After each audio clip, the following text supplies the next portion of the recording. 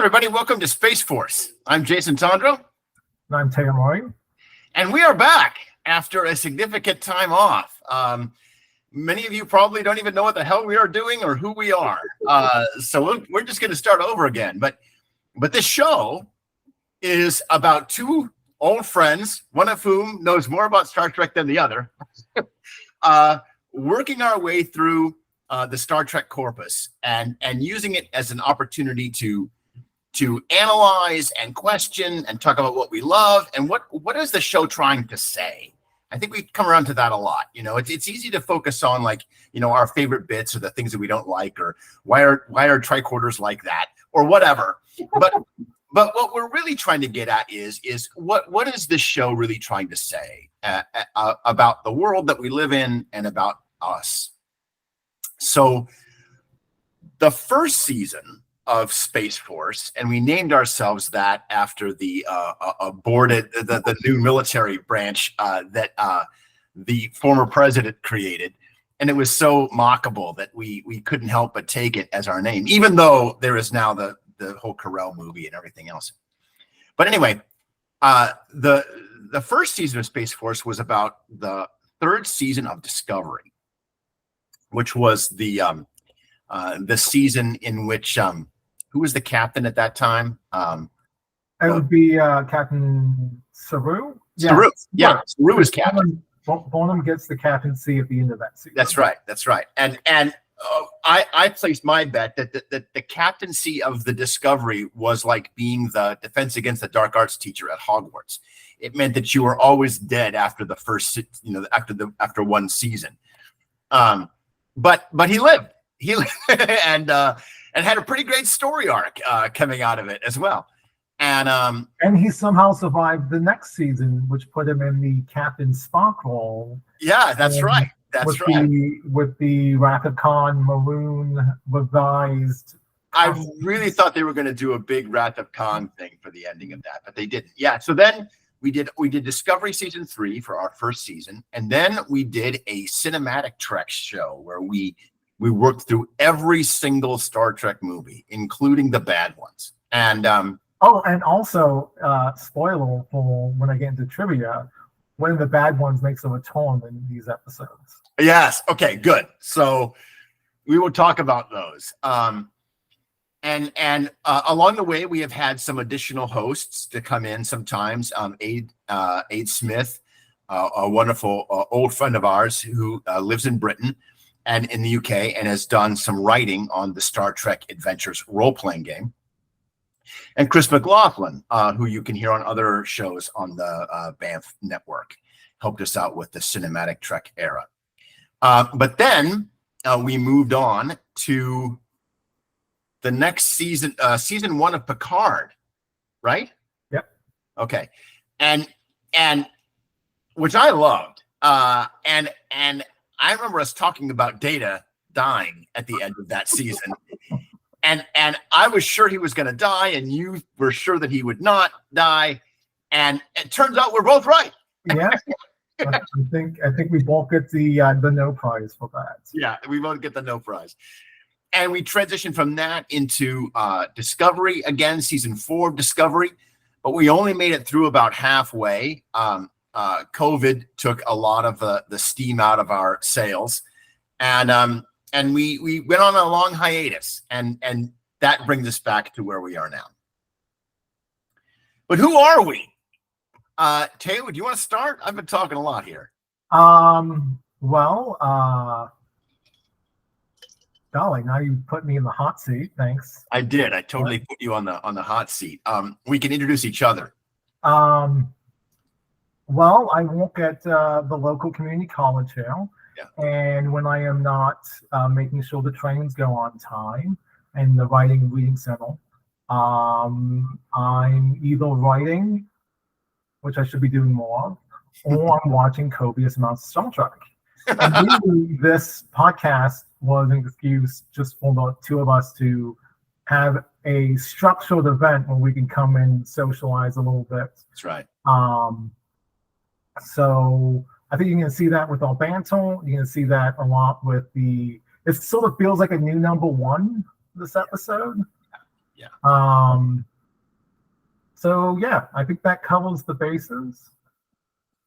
Thea Marie and I have been friends for a very, very long time, and we have seen each other through some really tough times and some really fun and celebratory times as well.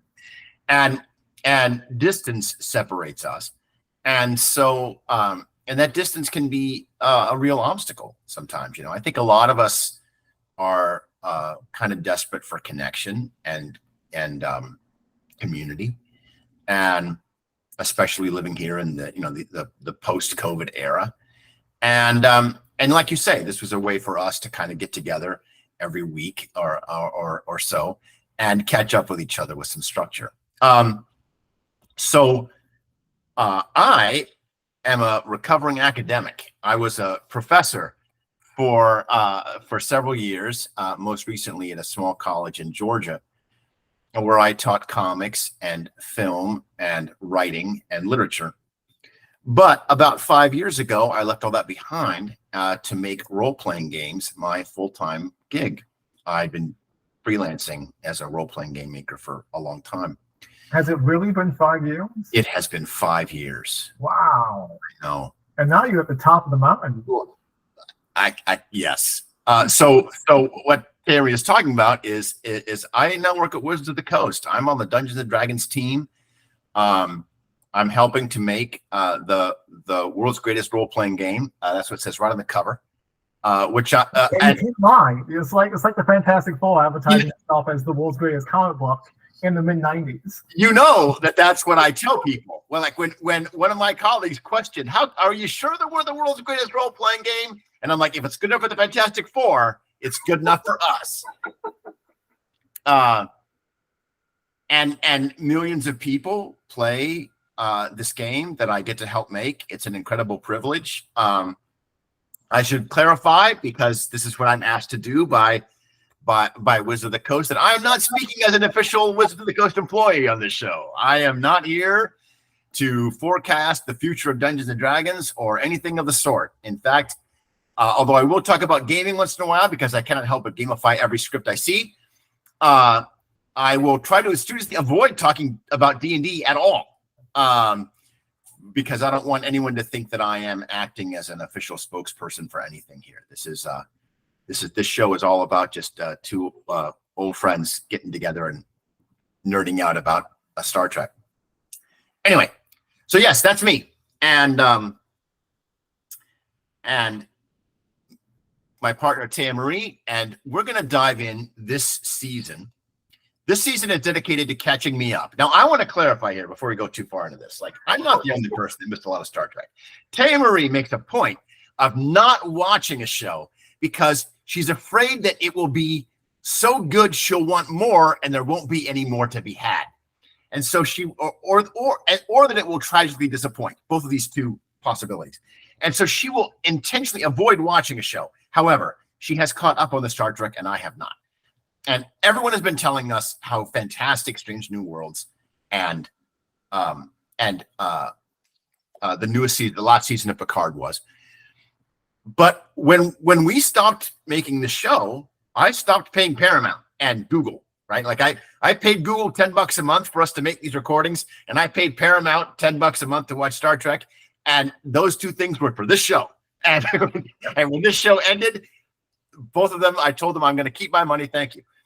But here we are back, and we're going to pick up with Strange New Worlds first.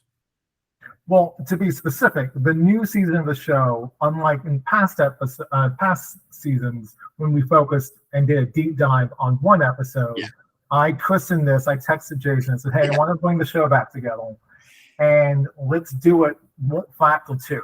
And Jason was like, "Well, what do you mean by that?" And I said, "Let's do 2 episodes. We'll discuss 2 episodes in 1 episode, and we'll see how that goes." With the idea of getting you caught up to the most recent Star Trek, which is Strange New Worlds Season 2. Now, I've only seen the first episode of Season 2, because when we decided to bring the show back, I figured, okay, I already have enough future knowledge.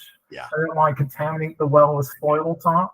So maybe I should stop. So I haven't watched an episode outside of Spock getting drunk with the Klingon, and that's the only spoiler I'll tell you about from season 2. Now, speaking of spoilers, we should clarify if it's not already clear. We are going to spoil the shit out of these shows because we're here to talk about the kind of the plot and the structure, and we're trying to figure So we're going to spoil these shows. So if you have not seen these episodes already, but these shows came out last year, so hopefully we're not as we speak to you now in the year of our Lord 2023.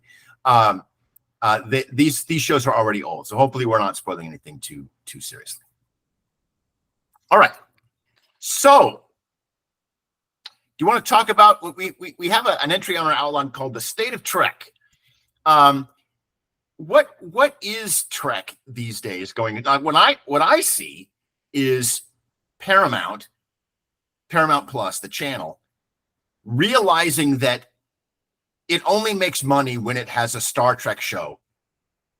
And when a Star Trek show ends and there's no other Star Trek, then people just cancel in droves and they wait until the next Star Trek show comes on. So now we are in the mode of trying to create Star Trek 365 days a year. And whenever one season ends, one show ends, another show starts. But which I don't necessarily think is a good thing, just on quality control purposes. Well, and this hasn't completely panned out because there were a couple of shows that we have heard about that were supposedly in process that ended up never happening. I'm thinking specifically of the Michelle Yeoh Section 31 show. Well, that is because Michelle Yeoh has a career that far stretches outside of Star Trek, and she had one going into it. Yeah. But she has won an Oscar. That's right. Which changes the dynamic. So now it's not a TV show. It's going to be either a miniseries or, which I think Trek would be Trek would be really smart to adopt maybe the American Horror Story season-long miniseries. Yeah. Especially with the way Star Trek's been handled with like season-long books as opposed to like episodic adventures, which Strange New Worlds is harping back to the old style of TOS, but we'll get to that when we get there. So that's probably going to be like a TV movie event thing that happens on Paramount Plus. Interesting. What that's going to look like, I don't know if it's going to necessarily be a Section 31 spy show, especially considering where they left her off with the Guardian of Forever, and basically she had like a Doctor Who status quo. Yeah. Well, so that's from an outsider, from a person who's not as knowledgeable about Trek. That's what I see. But what do you see as sort of the state of Trek today? Well, when I initially wrote these notes, they were for last week. And last week, they had just announced that they were canceling Star Trek Prodigy, which of all the shows to cancel, Prodigy makes the least amount of sense. Tell me why you say that. Okay, so Star Trek Prodigy is essentially, it is a kids' cartoon show. And I don't say that divulsively. Like, it's not like Lower Decks is an adult cartoon, sort of in that vein of Rick and Morty. But this is a show geared towards children. And I heard it described best on Twitter, and I do not know the user's name, but he basically said, if I'm paraphrasing, was basically a bunch of Star Wars characters get together and decide to do a Star Trek. Yeah, I totally believe that, Which makes a lot of sense because all the kids watching within the framework of spaceships and whatnot, they know Star Wars as a language.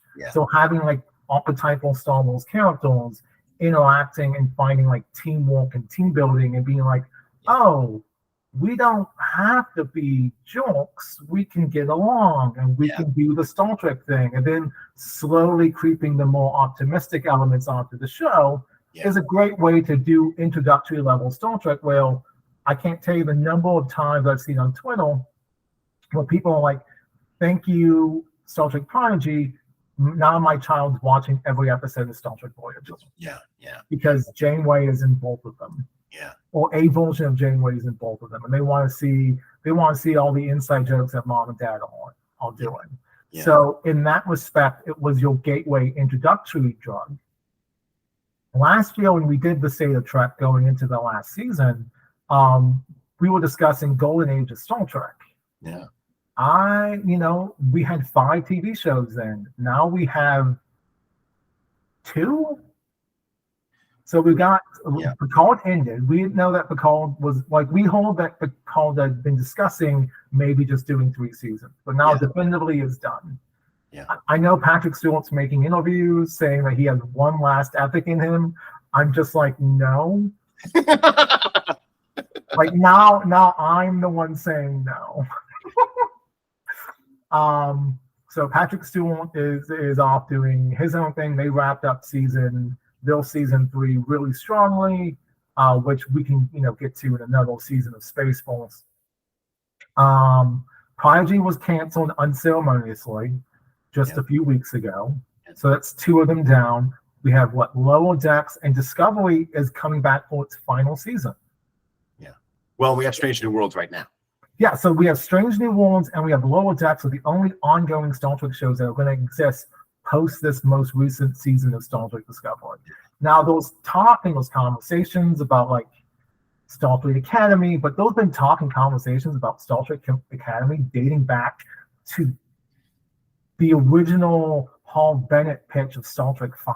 That's right. And we have talked about the Star Trek Academy pitch on other episodes of Space Force, and I love it because it's so gameable. Like it's a perfect setting for an RPG because the school provides so much structure, and it means that you can take characters from all kinds of different backgrounds and throw them together. And like, I don't even like you. Why would I be in the same room with you? Well, because you're in class together. That's why.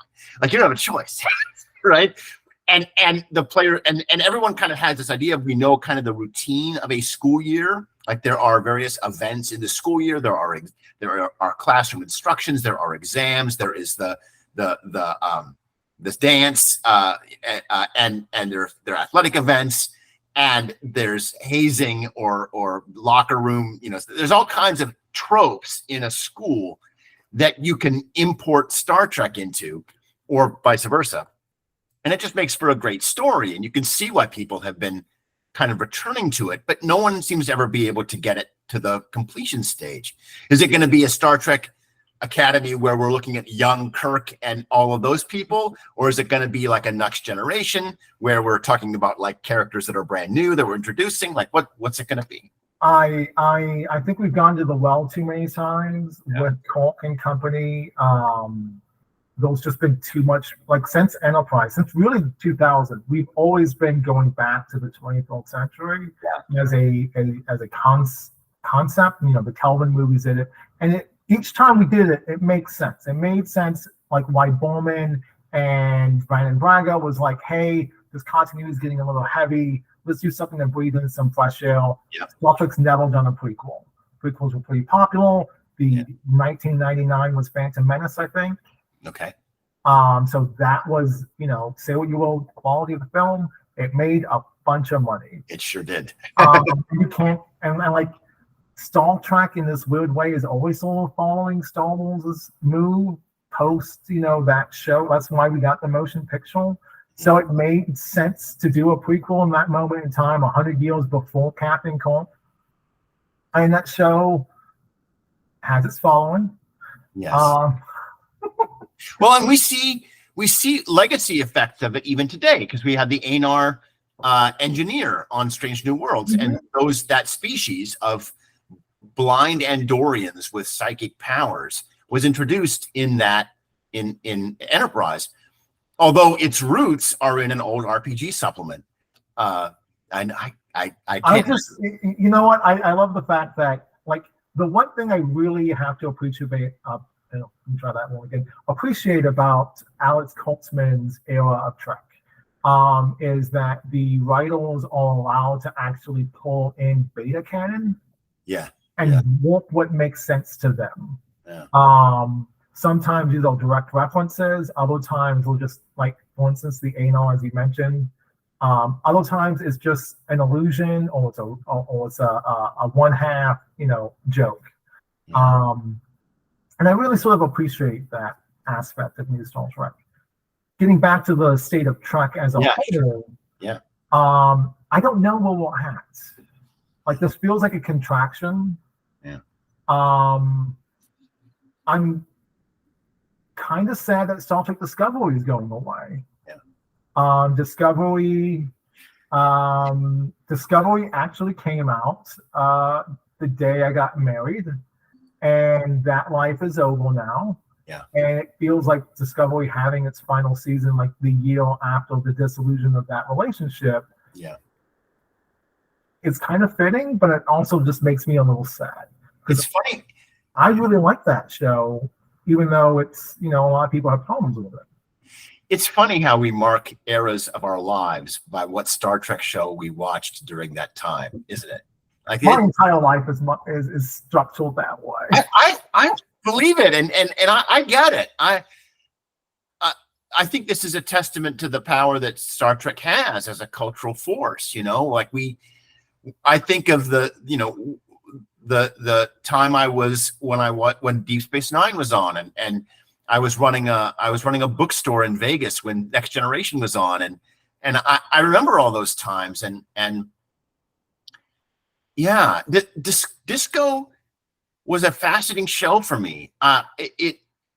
It's always been, to me, the most cinematic of the episodic Treks.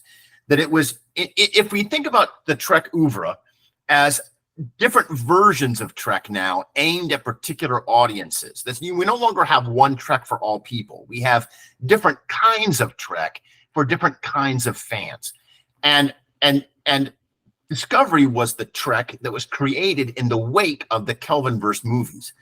And it was created to capture that cinematic audience. And it had a lot of explosions and phaser fire, and it was very widescreen in its pitch and its story in that first season. And well, not just that, like they're also operating in a post Game of Thrones world. Yeah, right. We get introduced to Michelle Yeoh's, Captain Georgiou Prime character, and she's killed off unceremoniously in 2 episodes. Yeah. They also introduced, much to the chagrin of the licensees, they introduced the Klingon captain Takuma, and then kill him off 2 episodes in. And he looked badass, and everyone wanted to make action figures of him. So they're like, but we have these molds of a character who's now dead. Yeah. So that character was never released. So, that little bit of action figure drama. And that licensee just left Paramount and said, we're not going to deal with you again. Well, but your description of Trek is contracting. I think you're right, and this is a symptom of other convulsions, contractions in general that are happening in the streaming business. What we've discovered with shows with channels like Netflix and Disney and others is that HBO Max started this wave of picking things that are on your channel and intentionally moving them off the channel to make a big tax write-off. And you can actually save more money than you make letting the show be shown. And Paramount's cancellation of Prodigy is their participation in this move.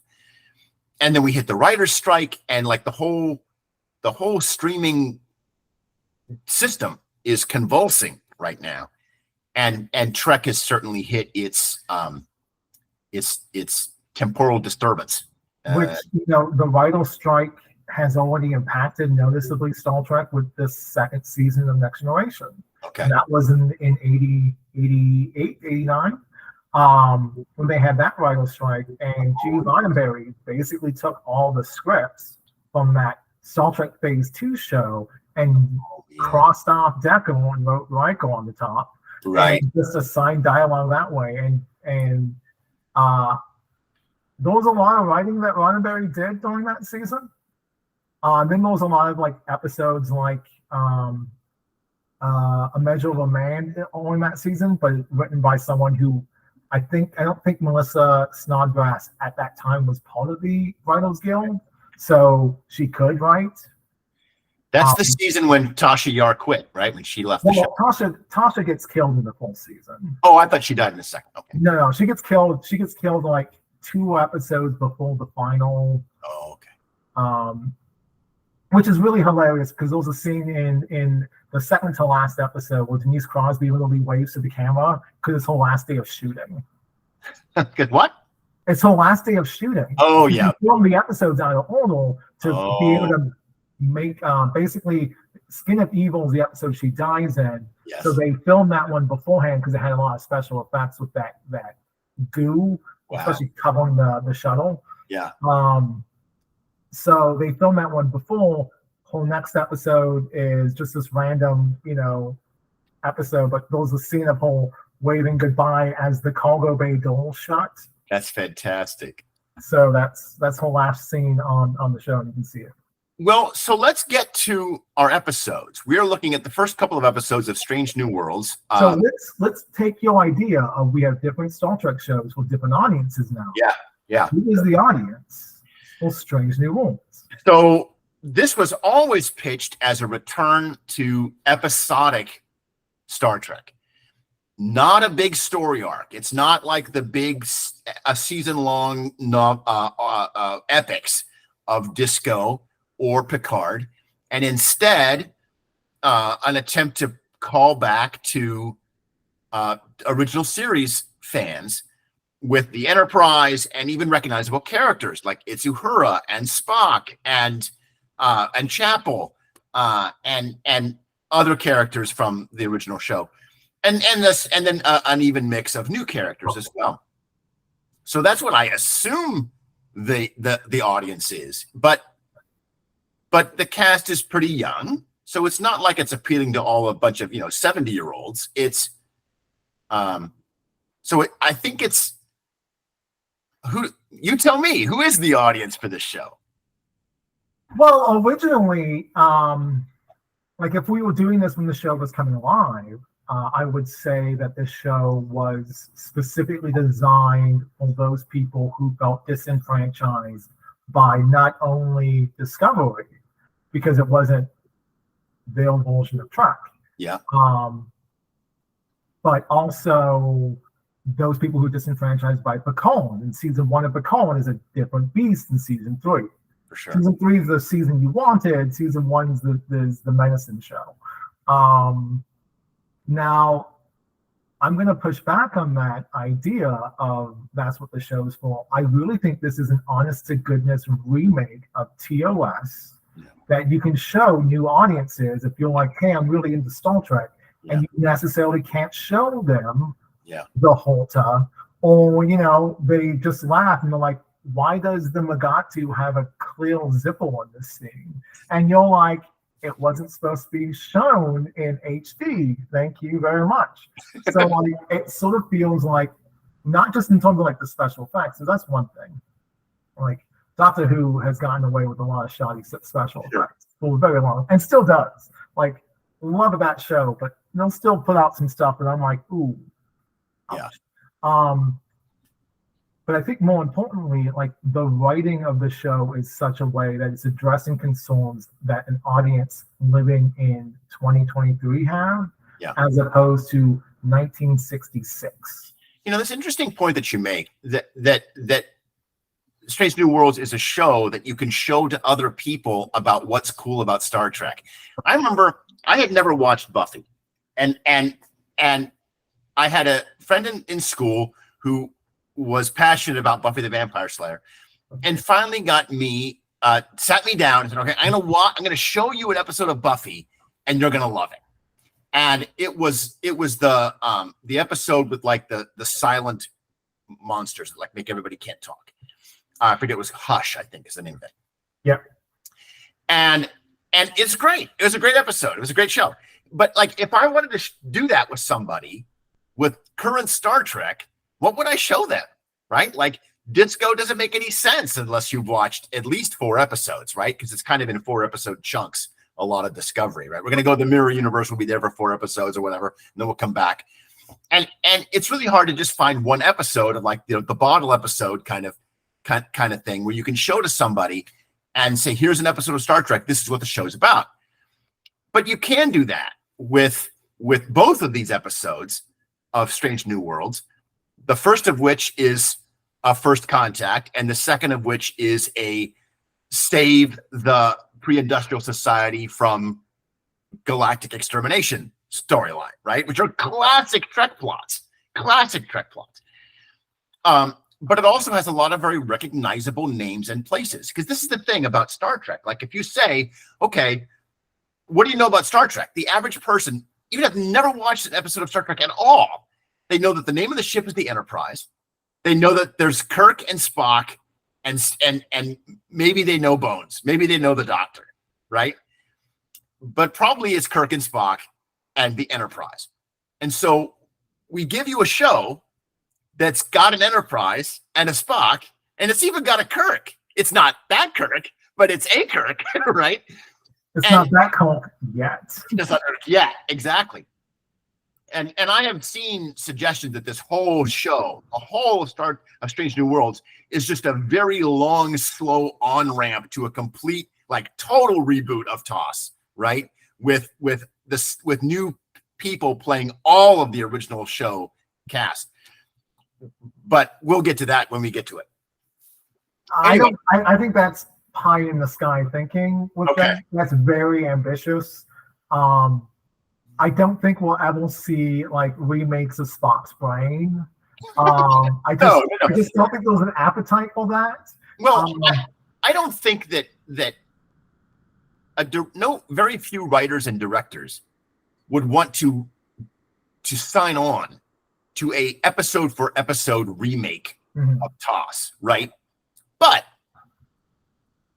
doing new episodes with the original crew in the Enterprise, that seems like something they could totally do, right? Especially considering that a lot of TOS's role is those long periods of time between the pilot episode and the main series itself. That's right. Those moments of transition that you can be like, I can build, like I have, like if you're a nerd like me and you have like the chronologies, and you can sit there and be like, okay, those are 3-month hiatus right here. Exactly. What's the Enterprise up to? What's the Klingons doing? What are the Romulans doing? I can see something like that. Yeah. Like dancing within the raindrops, I believe, is how Peter David has described. Yeah. Sometimes, when you're playing with the continuity in that way. Yeah. Yeah. Now, restricting an entire show's budget to playing within raindrops is really expensive. And I can see the appeal for like an episode. Like I want to write that episode. I'm not going to lie.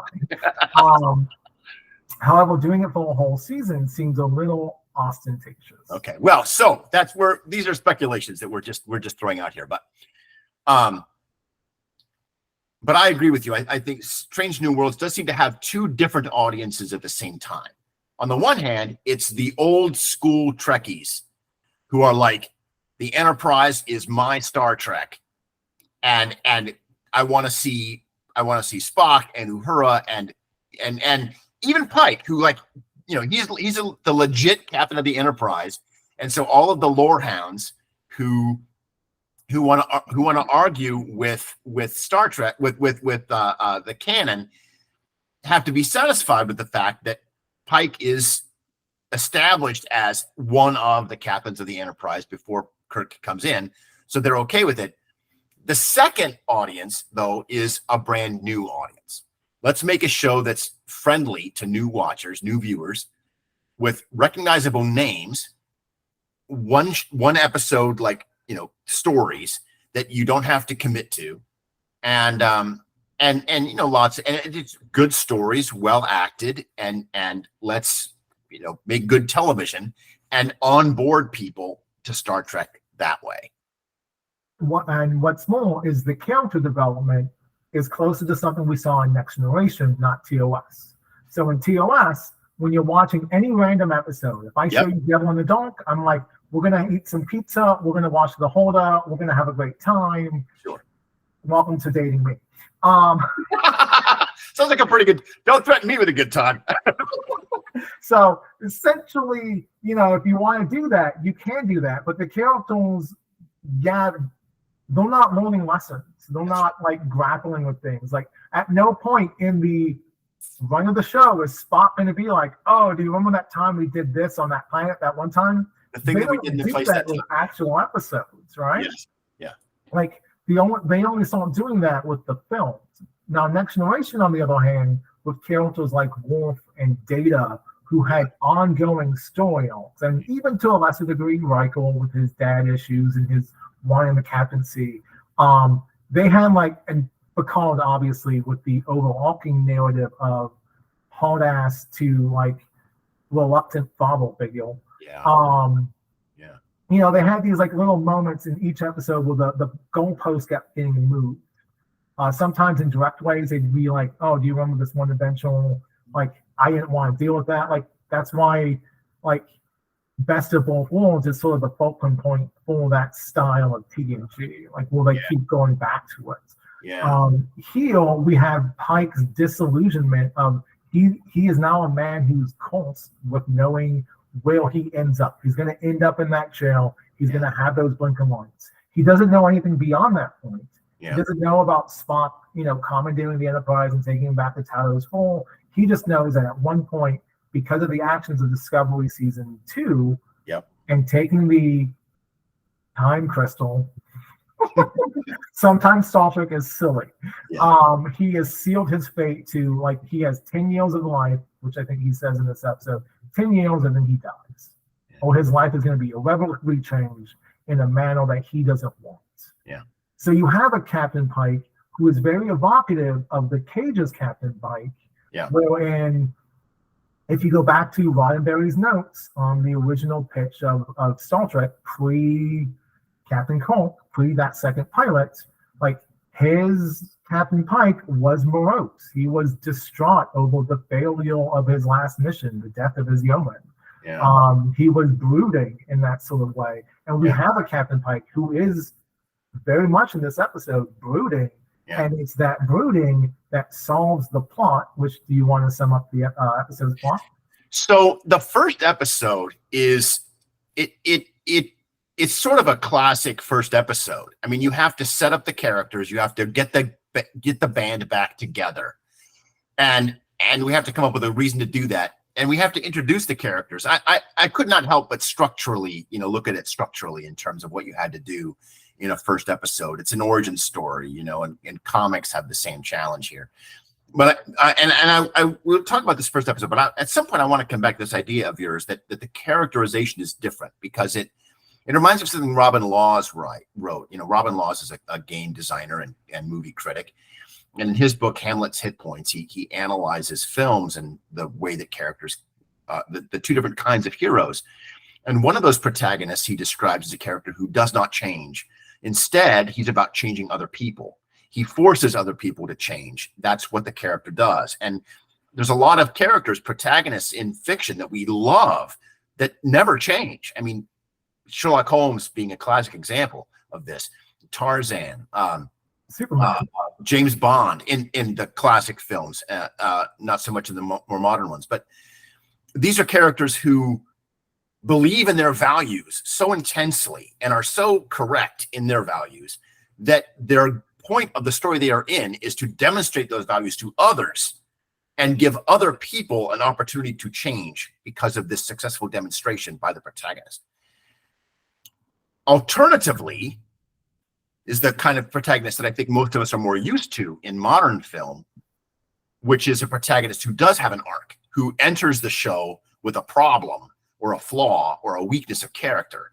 And the show is about overcoming or learning from or adapting to that flaw and making it a strength, right? And in that case, they are affected by others, right? Or they see a good example, or they're just put in a bad situation and they have to find. And that's very interesting. That TOS original series is very much the first kind of protagonist, and I totally agree. But later versions of Trek, and I think Next Generation, maybe even that one episode that you called out, Best of Both Worlds, is kind of the turning point where we start to see future versions of Trek, even Deep Space Nine, the very next version of Trek, very much had characters who had arcs, right? Like Nog is not the same guy at the end of DS9 as he is at the beginning, right? And with like DS9 is the other, like so DS9 has that two-way street. It's got that turning point because after season 3 of Deep Space Nine, they then get to heavily serialized plot areas, which is close with the Dominion War, which is closer to all version of these season-long books.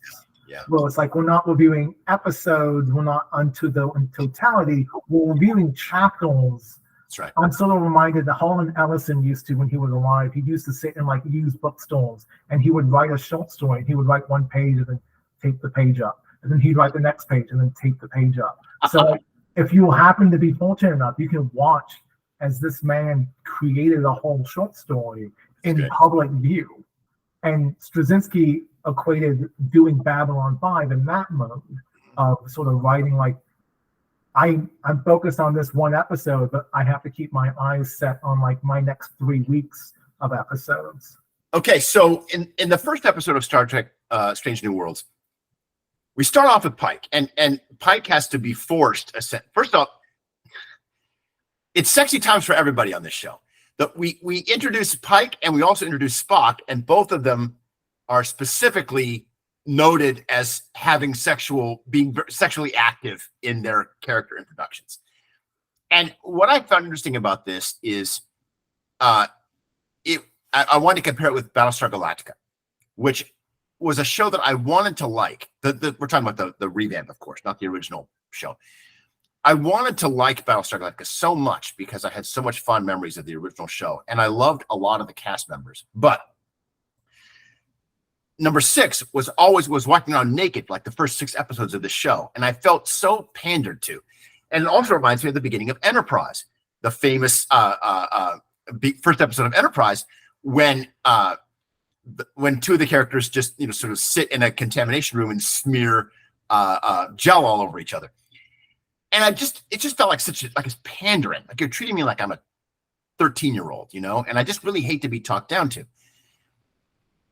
This episode felt like it was going to tell me the same thing, that these characters are sexy, but doing it in a way which to me at least didn't offend me.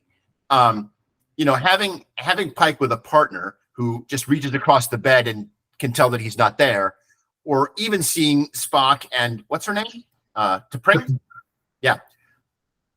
Like, that was okay, like, especially because those 2 relationships were both problematic in their own unique ways, right? But I'm getting distracted from my plot summary. So Pike does not want to return to the captaincy, but he is ordered to do so. And the problem is that his first officer, Una, number 1, has gone missing.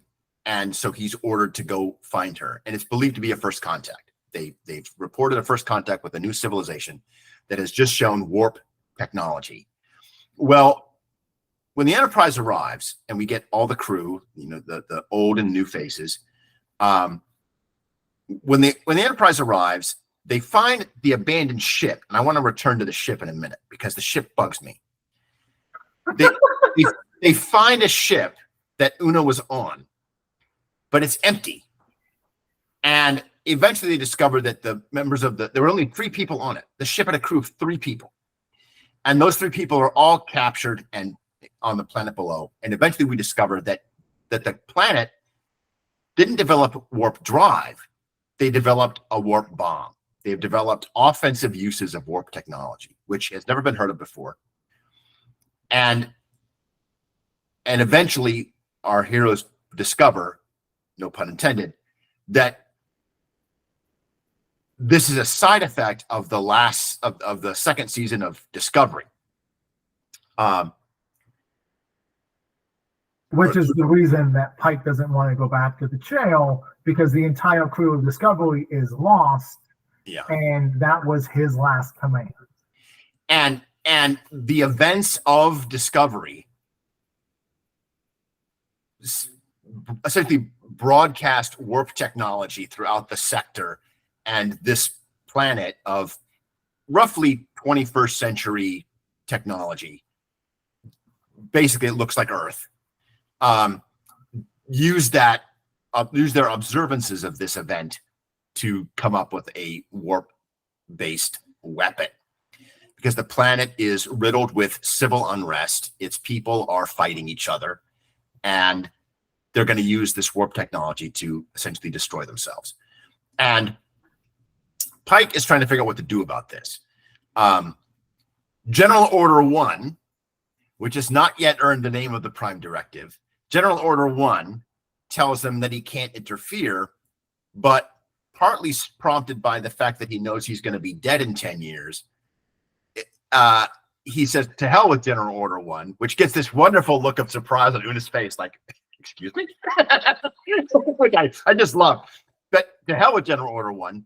And he basically violates the Prime Directive, and he reveals himself and the Enterprise to the people of the planet, says, take me to your leader, and essentially demonstrates by showing them what happened on Earth, what could happen to you, and maybe we should all just get along.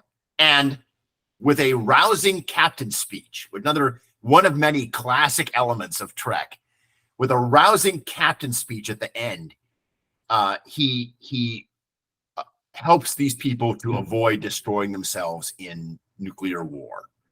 And everyone rejoins the Enterprise, and and it's the end of the episode. It's the end of the story. And it's on to, Warp Factor 2, wherever they want to go. We're going to boldly explore strange new worlds. And that's basically the plot. Yeah. Bravo on your summation of the episode. A bit rambling. I'm out of shape, but go on. A few things. Why don't we talk about the sex sequences? Yeah, okay. So I'm really bothered that Captain Pike's love interest is noticeably younger than he is. Yes, yeah, she's pretty young. Like when you mention, yes, she's a captain, and we know for a fact she cannot be younger than 32. Kirk is the youngest captain in Starfleet history. That's his age when he takes over TOS. So she's not younger than 32 in character-wise. How old is Pike? What was that? How old is Pike? I don't know. I'm like the dates of future Trek events are not my strong suit. Sure. For the most part, with a couple noticeable exceptions. So Captain Pike is nebulously in his late 40s, early 50s. Okay. Visually, he's a gray-haired man. And beautiful hair. Anson Mount is 50. Yeah. So let's just take that as a rubric. He's half a century old. And this woman looks like she's in her late 30s. Like visually, there is an awkwardness in terms of what's happening on the screen. Like she's to your point, they go to the cabin in Montana, which is actually apparently 30 miles away from Bozeman, Montana, which is where False Contact takes place. Yeah. Okay. Whale Creek is about 30 miles away. Yeah. Okay. There you go. Geography. And the woman wakes up. She's clearly topless. She has the sheet tastefully covering up everything. She's lying on her stomach. She reaches for the table. Pike's not there. Then she goes into, she gets dressed. She goes into the next room over. Yeah. And Pike is sitting there watching War of the Worlds. Yes. Which is where he gets the It's not War of the Worlds. It's not War of the Worlds. It's the Day the Earth Stood Still. Day the Earth Stood Still. Which is where you get the "Take me to your leader" line, which he does deliver with a little knowing grin. Yeah. Well, the whole plot of the episode is basically the plot of Day the Earth Stood Still. Well, it's like when Watchmen has that little Outer Limits TV, screenshot being like, I stole this ending. They're always acknowledging it. They're giving credit where credit's due, that this is going to be the Trek version of that. Yeah, for sure. And they can do it in a way because apparently they own the rights to The Day the Earth Stood Still, nice. Which is, a wonderful movie. So we have that visual dichotomy. Yeah. Pike has long hair. He's bearded. He looks noticeably 50. He doesn't look like the rousing young man with the well-coiffed, everything put together, who sits on the chair and says, hit it at the end of the episode. Yeah. he's looking his age in this moment, and we're then supposed to treat these two as like equals, even though visually speaking, they don't carry the same amount of weight. You would have liked to have seen a middle-aged actress there. Yeah, someone with some years. Again, not a criticism of the actress herself who played this part. Just like of the going in casting, this person could be his Donald with the right casting, right? Yeah. Like we could have a totally different dynamic here. Yeah, it's just kind of weird that's the visual that we open up when so much of the show is cognizant of the fact of addressing the shortcomings of TOS in terms of women representation. Yeah, I do think that it's a bit of a retro move, and I definitely see what you're talking about. I think that it's a little pandering, right? It's a little pandering. And later this season, I hate to get to this. Later this season, Pike, I almost said Comet, Pike has a romantic affair with an alien head of state who is closer to his age. Yeah. Like visually, like the visual thing isn't repeated, even though this character does come back. You know,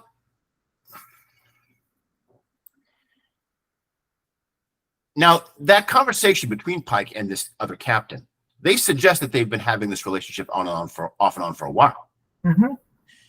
Like it doesn't seem like this was we got drunk in the ball and we came back to Bear Creek. This seems like we're constantly missing each other. We're coming into port at the same time. We hook up, then we go all separate ways, and we captain in all different directions. You know, I kind of would have. I kind of, if this relationship had been a symptom of his anxiety, I would have dug it more, right? Like, if the reason why he's acting out is because he's got these mental issues that he hasn't worked through, right? But that's not what they did. Anyway, what about Spock and T'Pring? Are you okay with that? Well, there's always this level of criticism about Vulcans that they only fuck every 7 years. And it is something that the show's kind of like. Let it be known I did not use the first F-bomb. You did not. I did. The Buddhist did. And like shows like Star Trek Enterprise muddy the waters by making it canon. So there's a fan there's the Amok Time episode when it clearly states that if Vulcans every 7 years, once they hit sexual maturity, if they do not endeavor to have an offspring, they die, essentially. So that's, part of the genetic makeup of this race. Somehow that got conflated to they only have sex every 7 years and not recreationally speaking, which I don't know how Amanda can put up with Sarek if there's not some coitus happening.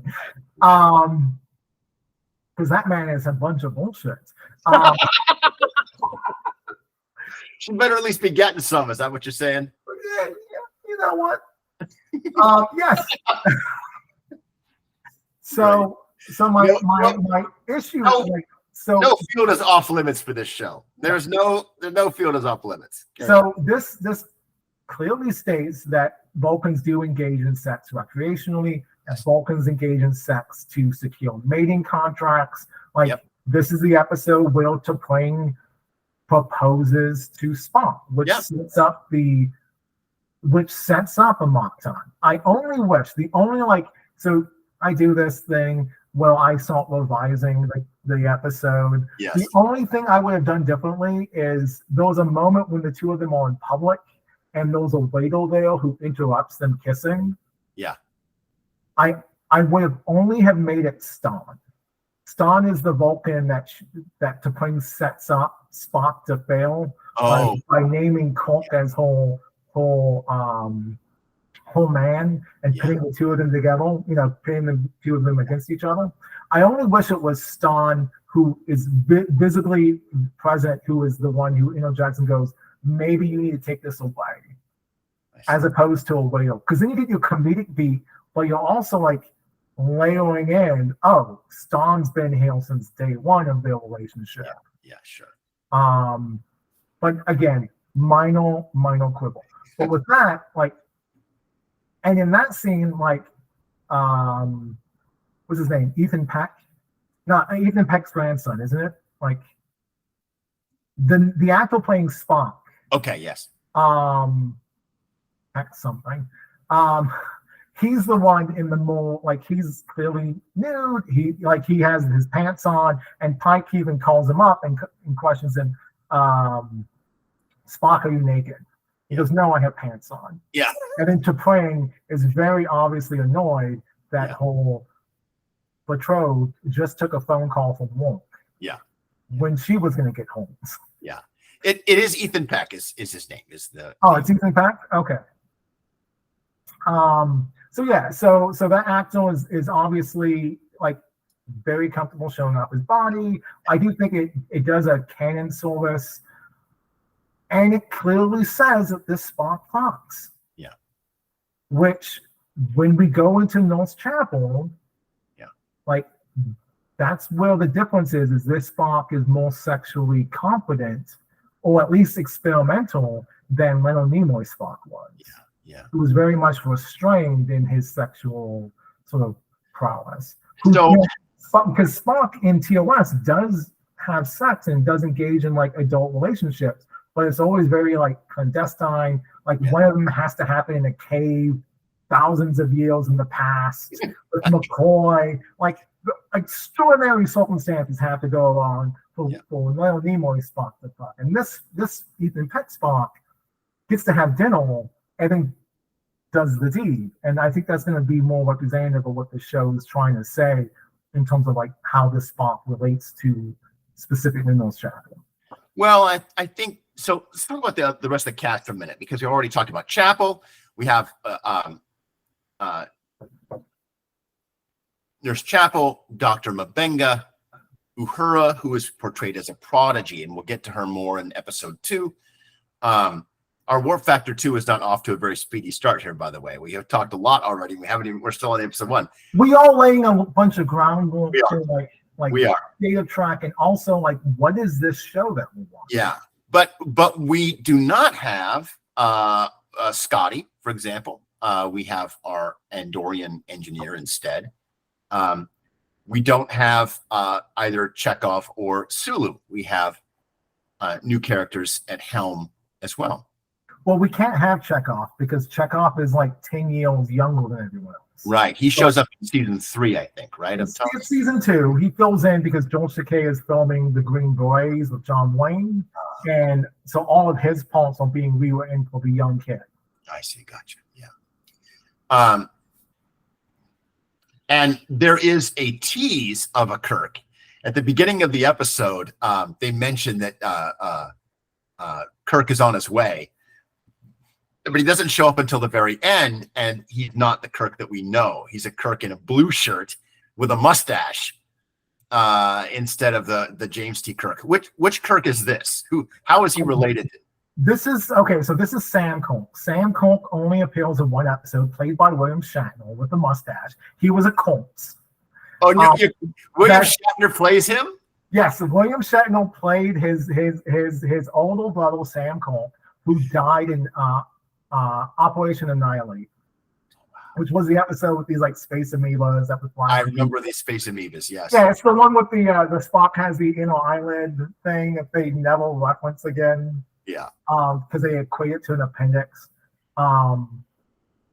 So in that episode, we're introduced to the older Sam Kirk, who has a son, Peter Kirk, who hopefully outlives Shatner from Star Trek 6. So Sam Kirk is Jim Kirk's older brother. Okay. Yes. So and in the 2009 track, they sort of reference Sam Colt by having that older kid walking along the street when young Jim Colt is driving his stepdad's vehicle. Oh, I see. Wow, that's okay. That's a very fleeting moment. Okay. Yeah, it happens like 2 seconds, and Jim Colt waves him goodbye before he does the, pull over citizen. Okay.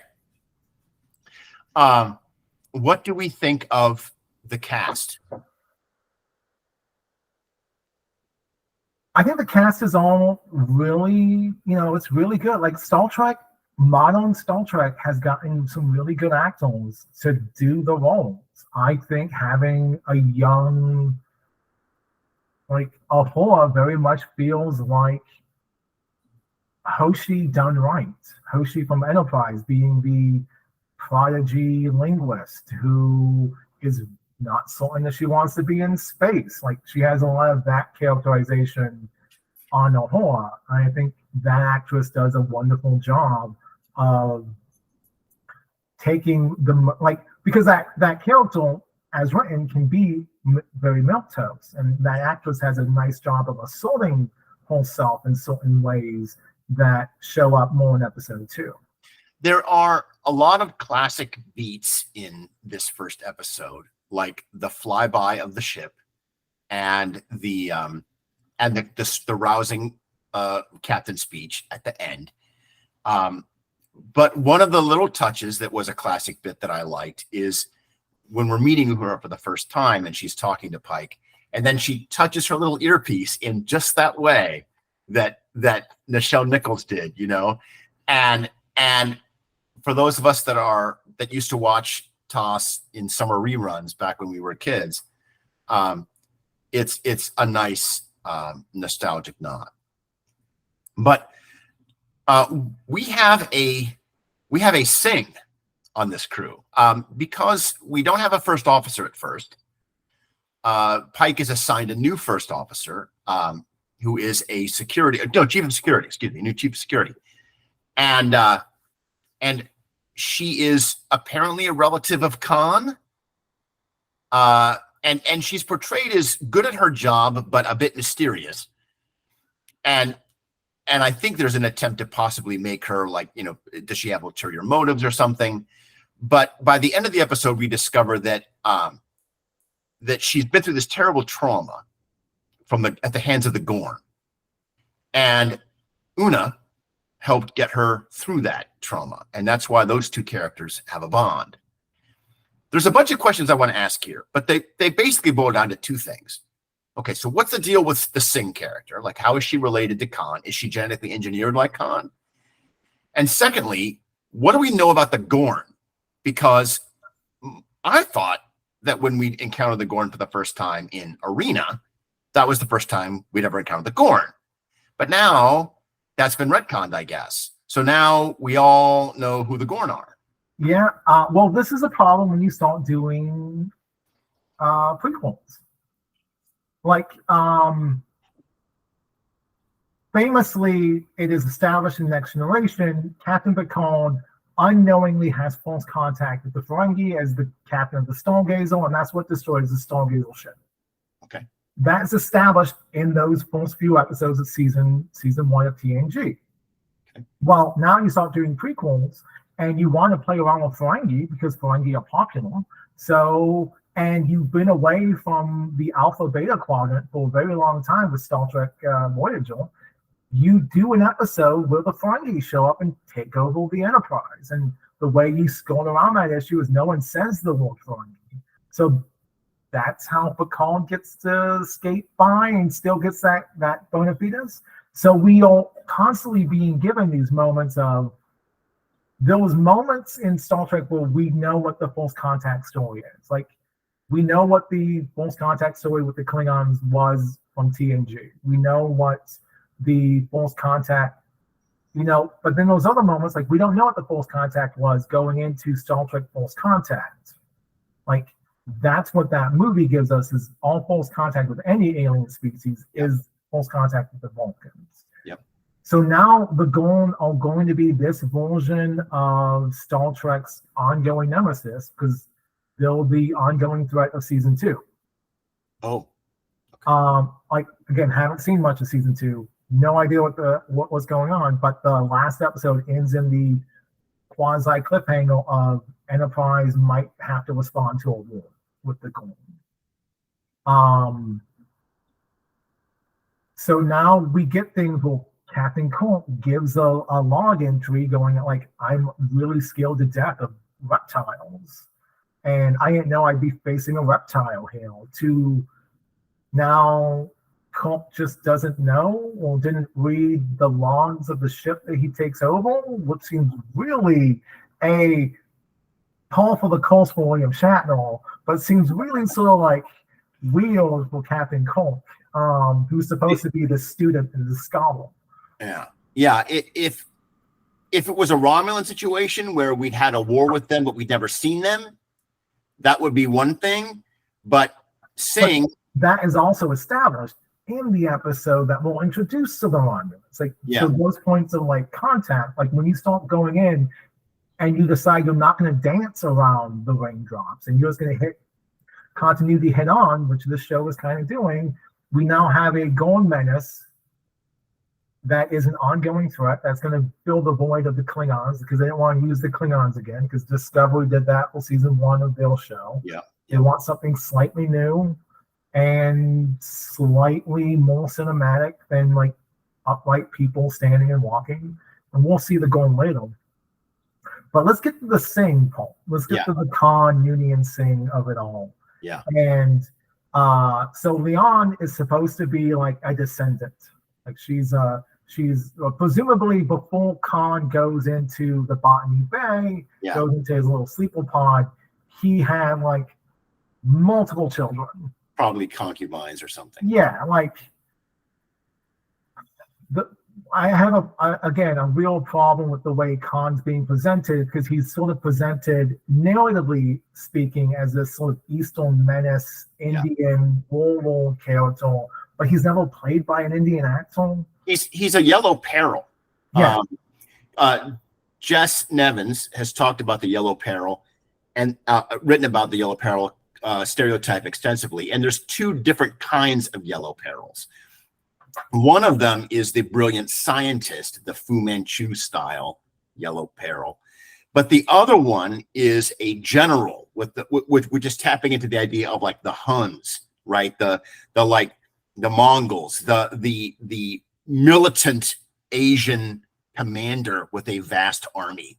And that's the version of the yellow peril that Khan embodies. Khan does embody that lateral version, but those elements of the false version in his character being that he is a product of mad science, but he's also like the smallest man in any room. The only reason they beat him in Wrath of Khan is because he's not thinking 3-dimensionally, and that's how they just natively think, because they've had space. And Khan's like, no, you have battlefields and you just go straight out. He's thinking like chess. Well, and if we continue to pull this out, there's other aspects of the yellow peril that you see in Khan and even in the new show. Like the yellow peril, for example, is infamous for using poison, which very much feels like the brainwashing parasites that get dropped into Chekhov's head. And the yellow peril is often defeated or is assisted by his beautiful Asian daughter, which in this case becomes the new Sing character, right? But this is a bad trope, and I think that they're trying to work against it, but they're kind of the choice to bring back there's only one reason why you name a character Noonien Singh, and that's in the new show, and that's to catch nostalgia people who watched Wrath of Khan, who still consider Wrath of Khan to be the best Star Trek film, and we're gonna give you someone that you recognize. We're gonna give you a name that you recognize, and we're gonna make you want to watch the show to figure out what's up with this character. And I don't like it. To be perfectly frank. And again, it Grant Morrison has this commentary on whenever DC Comics does a giant crossover event, the universe gets small. So when they did 52, they specifically at the very end of that, in the very like last 2 issues, they made the universe much bigger. Again, this sort of falls into the prequel problem. Yeah. When we keep recycling these things because we want to play with all the all the old toys that we know about, it just makes the world feel smaller and smaller. Why the name Noonien Singh survives 2-3 centuries being tied to Khan, being tied to the most prominent warlord of his era, is really weird. Like, that's like someone showing up on Star Trek with the name like Hitler. Like, it's super weird, and it's only being done because those nostalgia aspect of it, because you could do it as a secret plot thread where it's like, yes, I am a child of Khan, no, I do not have any of the genetic properties of it, and I hide that. Like, all family has vowed silence on that, and we'll try and do the exact opposite of it.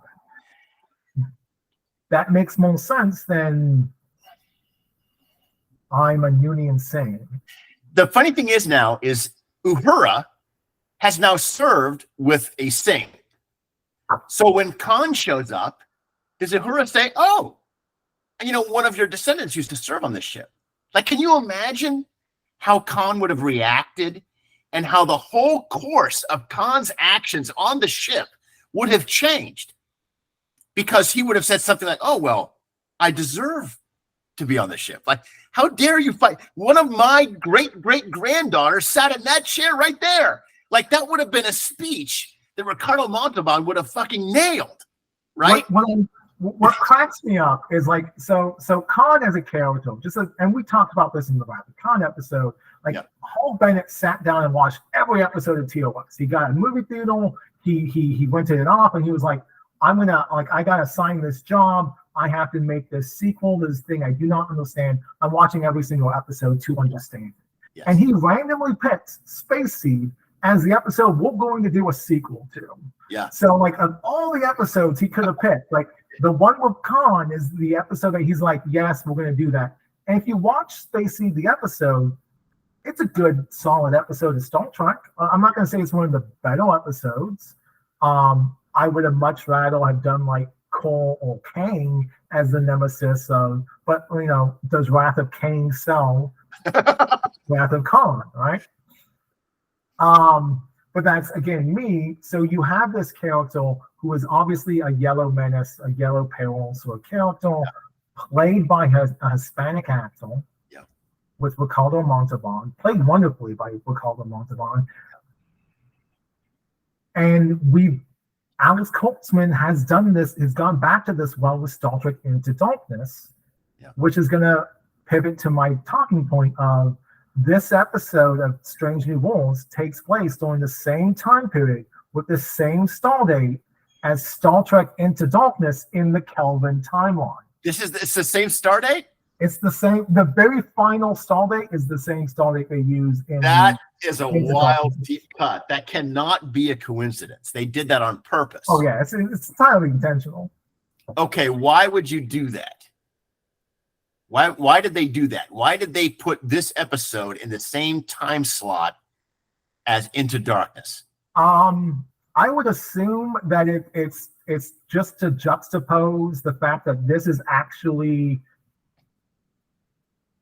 is your dad's Star Trek.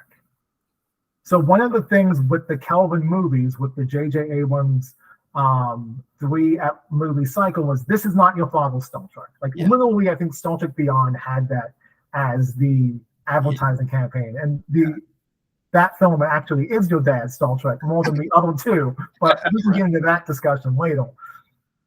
So I think it's to say no. This is like. Star Trek Discovery is not set in the Kelvinverse. Yeah. Star Trek Discovery is set in your prime Star Trek timeline. Yes, the special effects are better. Yes, the writing is drastically different. But no, these things can't be because those two different Captain Pikes. Yeah. Okay. So there was a couple of other bits from this episode that I want to touch on. And the first is, we've already kind of gotten to it a little bit, which is, yes, this season does not have an overarching plot line, but it does kind of have a recurring B plot, which is Pike's trauma. Now, we walked through this already, and you've already kind of outlined the basics for this, but it seems to me like if this show has a big plot line for season 1 so far, it is Pike coming to grips with his knowledge of his destiny. And they use this opportunity for a lot of conversation where when number 1, for example, is like, well, are you sure that that's what you saw? Like, maybe it's not your future. Maybe it's a future. And, this is the kind of thing those of us that grow up on time travel movies can get behind, right? Like maybe you just saw a possibility. Or like something that you talked about earlier in the episode, which is, well, yes, you know what's going to happen up to that moment, but you don't know what's going to happen after that moment, right? And the Tolkien in me, which believes that everybody is worthy of redemption, and you can never make a summary judgment on somebody because you never know what's going to happen to them after, you never know what would happen to them for the rest of their lives. That is another possibility. And so Pike is trying to internalize and grapple and work through this trauma. He's seen this terrible vision of himself, but it's also freeing in a way. This is one of the things that the show, I think, is trying to show, is that, yes, Pike is traumatized by his visions, but he also knows that he's going to live to that point, right? He's still a Starfleet officer. He's still captain of the Enterprise at that time.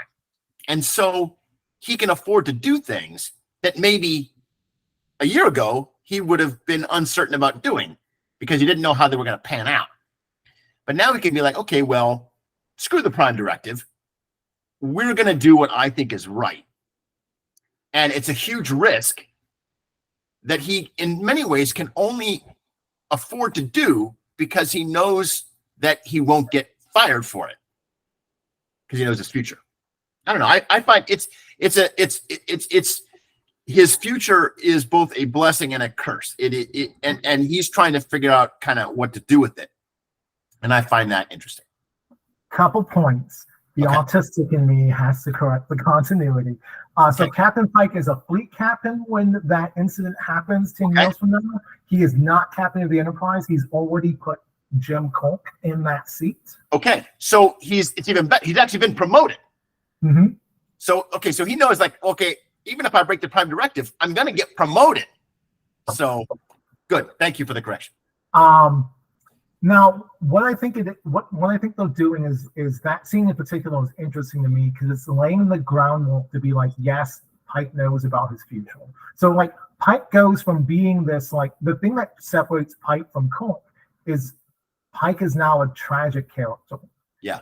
Because we have dramatic irony. We know that this very vibrant, very much alive man who rides horses in the snow, ignoring shuttlecraft. Very masculine. Like he's very masculine character.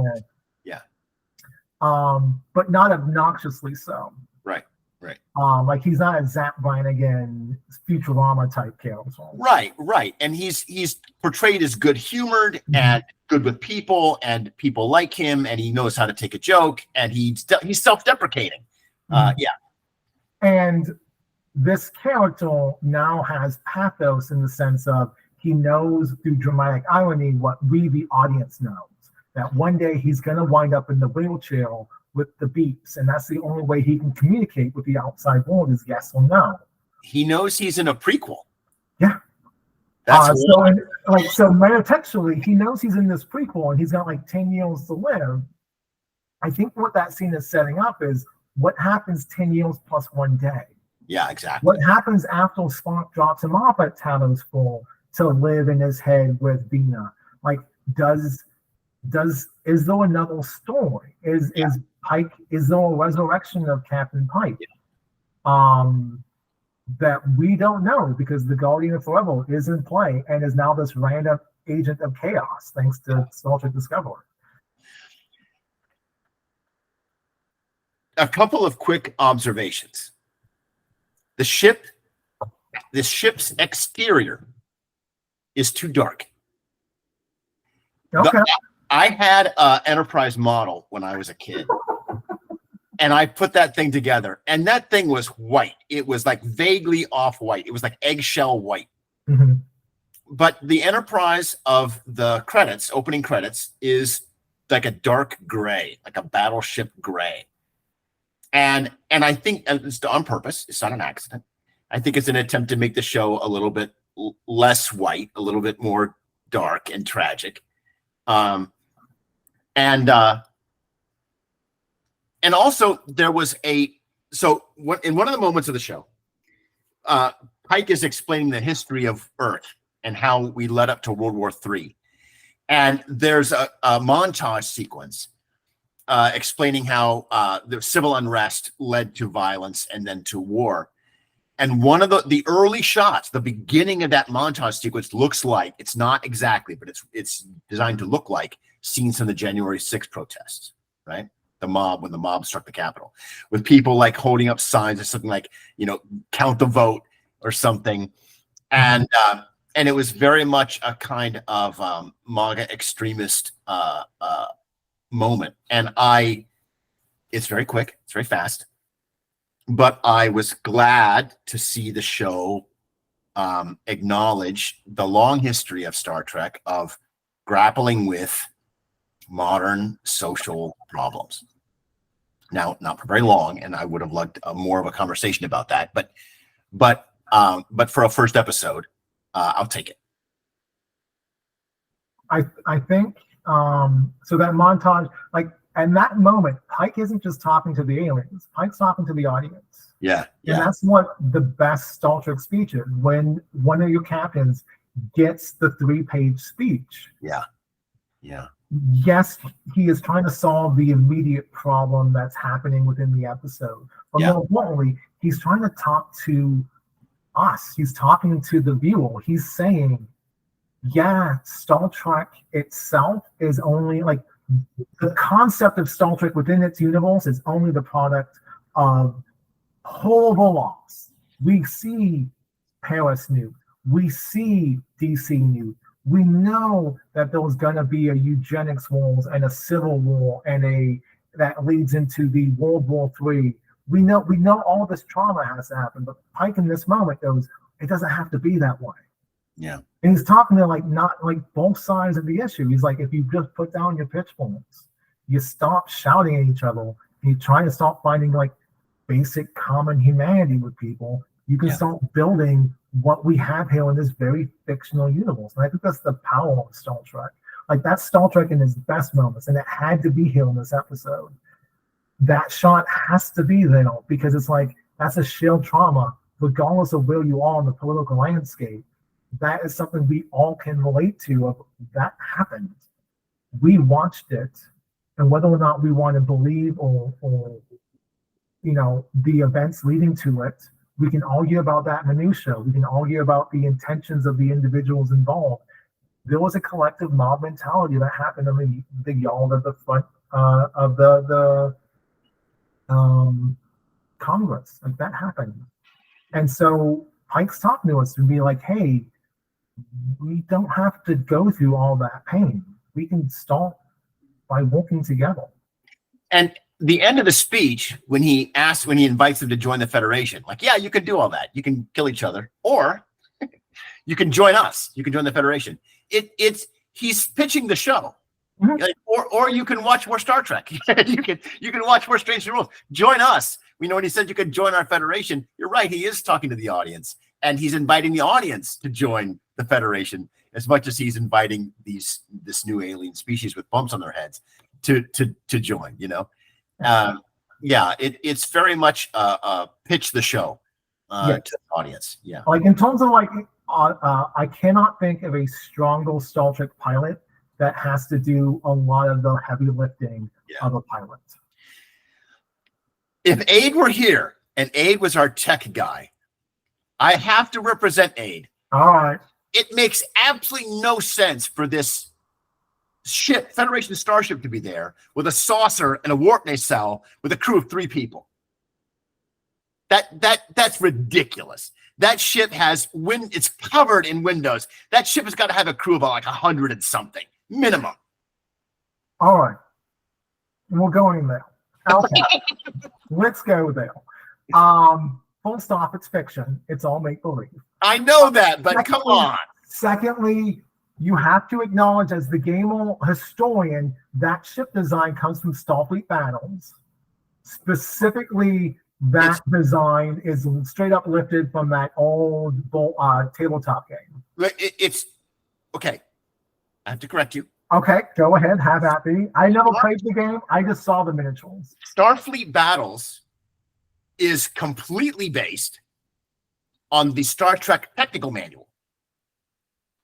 That's where the rights to Starfleet Battles are based, is on the Starfleet technical manual. Mm-hmm. And that ship, which is described in the Starfleet technical manual as a scout vessel, has one dish with a warp in itself. That's where it's from. Starfleet Battles did not invent that ship. They took it from the Star Trek technical manual. I appreciate the correction. Doesn't change the point. The only way I've come to know that ship was through the board game, which my dad never played, but he owned all the miniatures and owned all the manuals. Yeah. So I got to read about it through that way. Yeah. I don't recall seeing it in the technical manual, but I have no reason to dispute that point. The other thing is, one of the things that we see more, so the idea of conveying verisimilitude in Star Trek in the 60s was the Enterprise is a battleship. Yeah. And as a consequence, there's going to be a lot of extras walking around, knowing about doing stuff that you have no concept of what they're doing. They just look busy. Yeah. TOS takes that. The best representation of that in TOS is probably the Deep Space Nine episode Trials and Tribulations. When the crew goes back to the Trouble with Tribbles episode, and there's just hundreds of extras. Just those not actually hundreds, it's probably like 40 of them. They're probably all changing uniforms. But those crowded corridors, and it looks packed and it looks very busy. That's how you explain this is a real place, this is a real thing. Now, Star Trek in the modern era has gotten away from having hundreds of extras, presumably in the background, because each person's story, we have a whole show called Lower Decks. We have a whole, Star Trek Picard gave us a starship, the Serena, which was crewed by holograms of the main character, of the Captain Rios. So the show, the direction of the show, our big problem with Star Trek Discovery is we don't know the bridge crew of the ship. We know that they have a name and they have maybe 2 character traits to them, but we don't know we don't know what their favorite dish is. We don't know what their hobbies are. They're not people to us because they're not part of the main cast of the show. Sure. So Star Trek itself has gotten away from this concept of we need hundreds of people in the background, because now it's focused on each person on the ship has a story, and that story is important to someone. So it's a different approach to writing. So when there's just 3 people there, you just need the 3 people to give the exposition. You wanted the empty ship. You wanted to raise the stakes. Do I think they should have used that ship? No, I think it's a little too big, to your point. However, I did appreciate seeing it, because I was like, oh, that's used to be a toy this big on my dad's bookshelf when he would make his little miniatures. Yeah.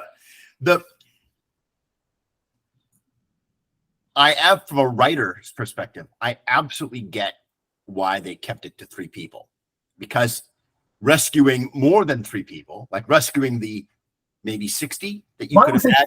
Let's times it by 10. Let's say those 30 people that crew that. Yeah.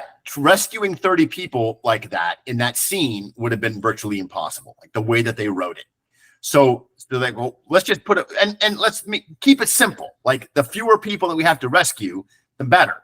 But the ship was too big, and it would have been. I mean, if this had been Deep Space Nine, it would have been a runabout, right?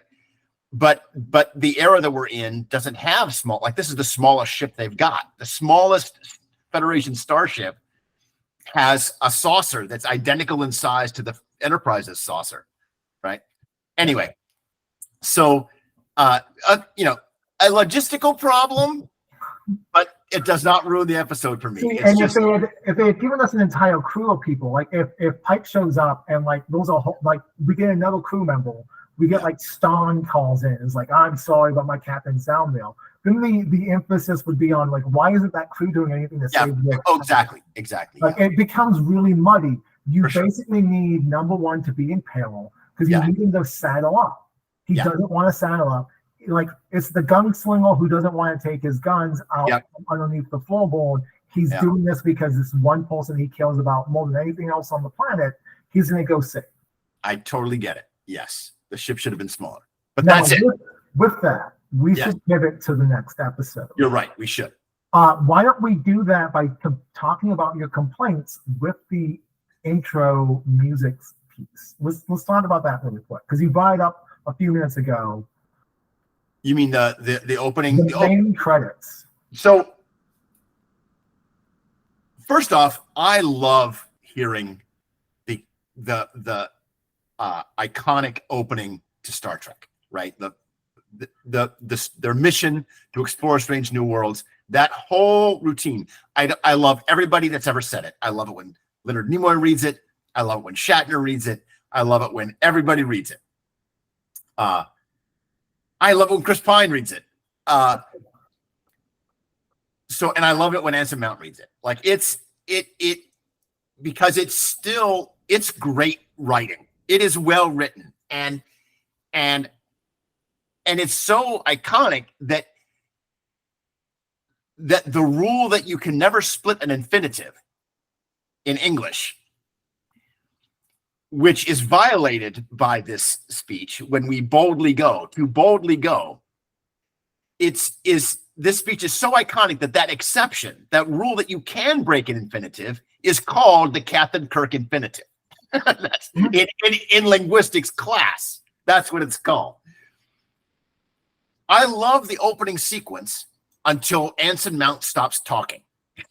and then the ship is just flying around with music, and it's not, I don't like the music is not catchy. It's not a theme song that I can hum. To this moment, I don't know the theme song. Okay, so I have a theory on this. Okay, all right, hit me with I went back and rewatched the 2 episodes in preparation for today's podcast. Sure. And I actually agree with you. I don't like the main theme.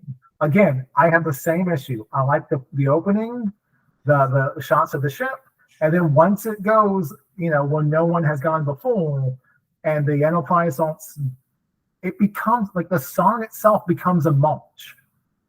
Oh yeah, it does. Like it specifically becomes a mulch, and no Star Trek theme song is a mulch. I'll tell you what theme song I can hum, and that's the Enterprise theme song.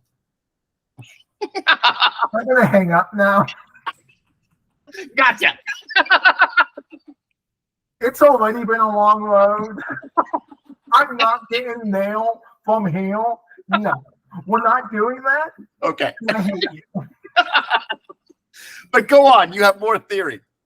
So I think specifically, like the visuals themselves are very evocative of like the 70s Star Trek novels that were being published of the Enterprise in like various space milieus of the time. So it's very like, in a weird way, it's super retro. Like the dome of Starbase 1 having the dome architectural and inside are biomes, and the Enterprise is very small, moving past it. Like it's very evocative of these high sci-fi concepts that you would get pre-motion picture, and even a little bit post-motion picture, but like definitely pre-Rapid Com, when like the visual noise and the lexicon of Star Trek starts being settled. Especially around Star Trek 4, and what a Star Trek looks like. These are the novels from the 70s, the Spock Must Die era. Like Spock Must Die, or even like the Alan Dean Foster novels that were adaptations of episodes because people didn't have VHSs at the time. So how do you relive an episode? Well, you have it in a book, and you can read about it in the book. That's great. Novelizations.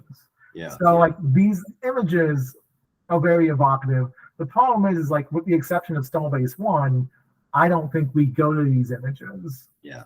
Like, if these images were like every season, they would show us like, because that's the way to go about doing your opening, is you can tease us what the season's going to be. Yeah. Like Babylon 5 does that with their Yeah. openings.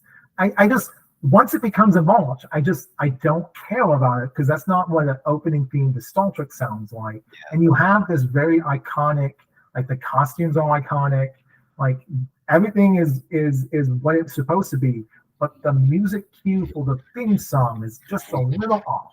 Yeah. The second episode is another classic Star Trek storyline, which is, and I briefly mentioned it at the beginning of our episode today, which is the Enterprise discovers a planet with a pre-industrial society on it. We see it at a few points throughout the episode.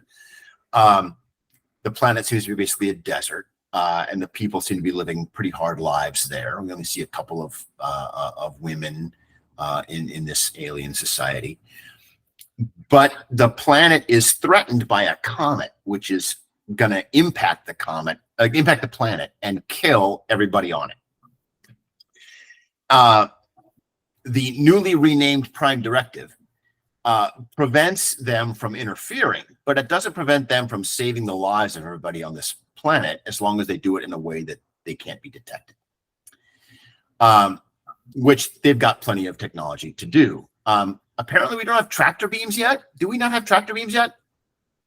Because the obvious thing to do would be a tractor beam, but they don't do that. I think we do have tractor beams. Okay.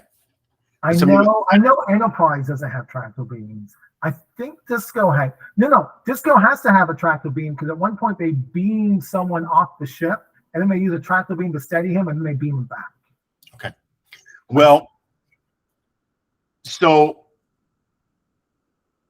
the first thing that they do is investigate the comet, because there's a structure on the comet. And so they send an away team. And this is our first away team mission with Uhura, Singh, Sam Kirk, and Spock.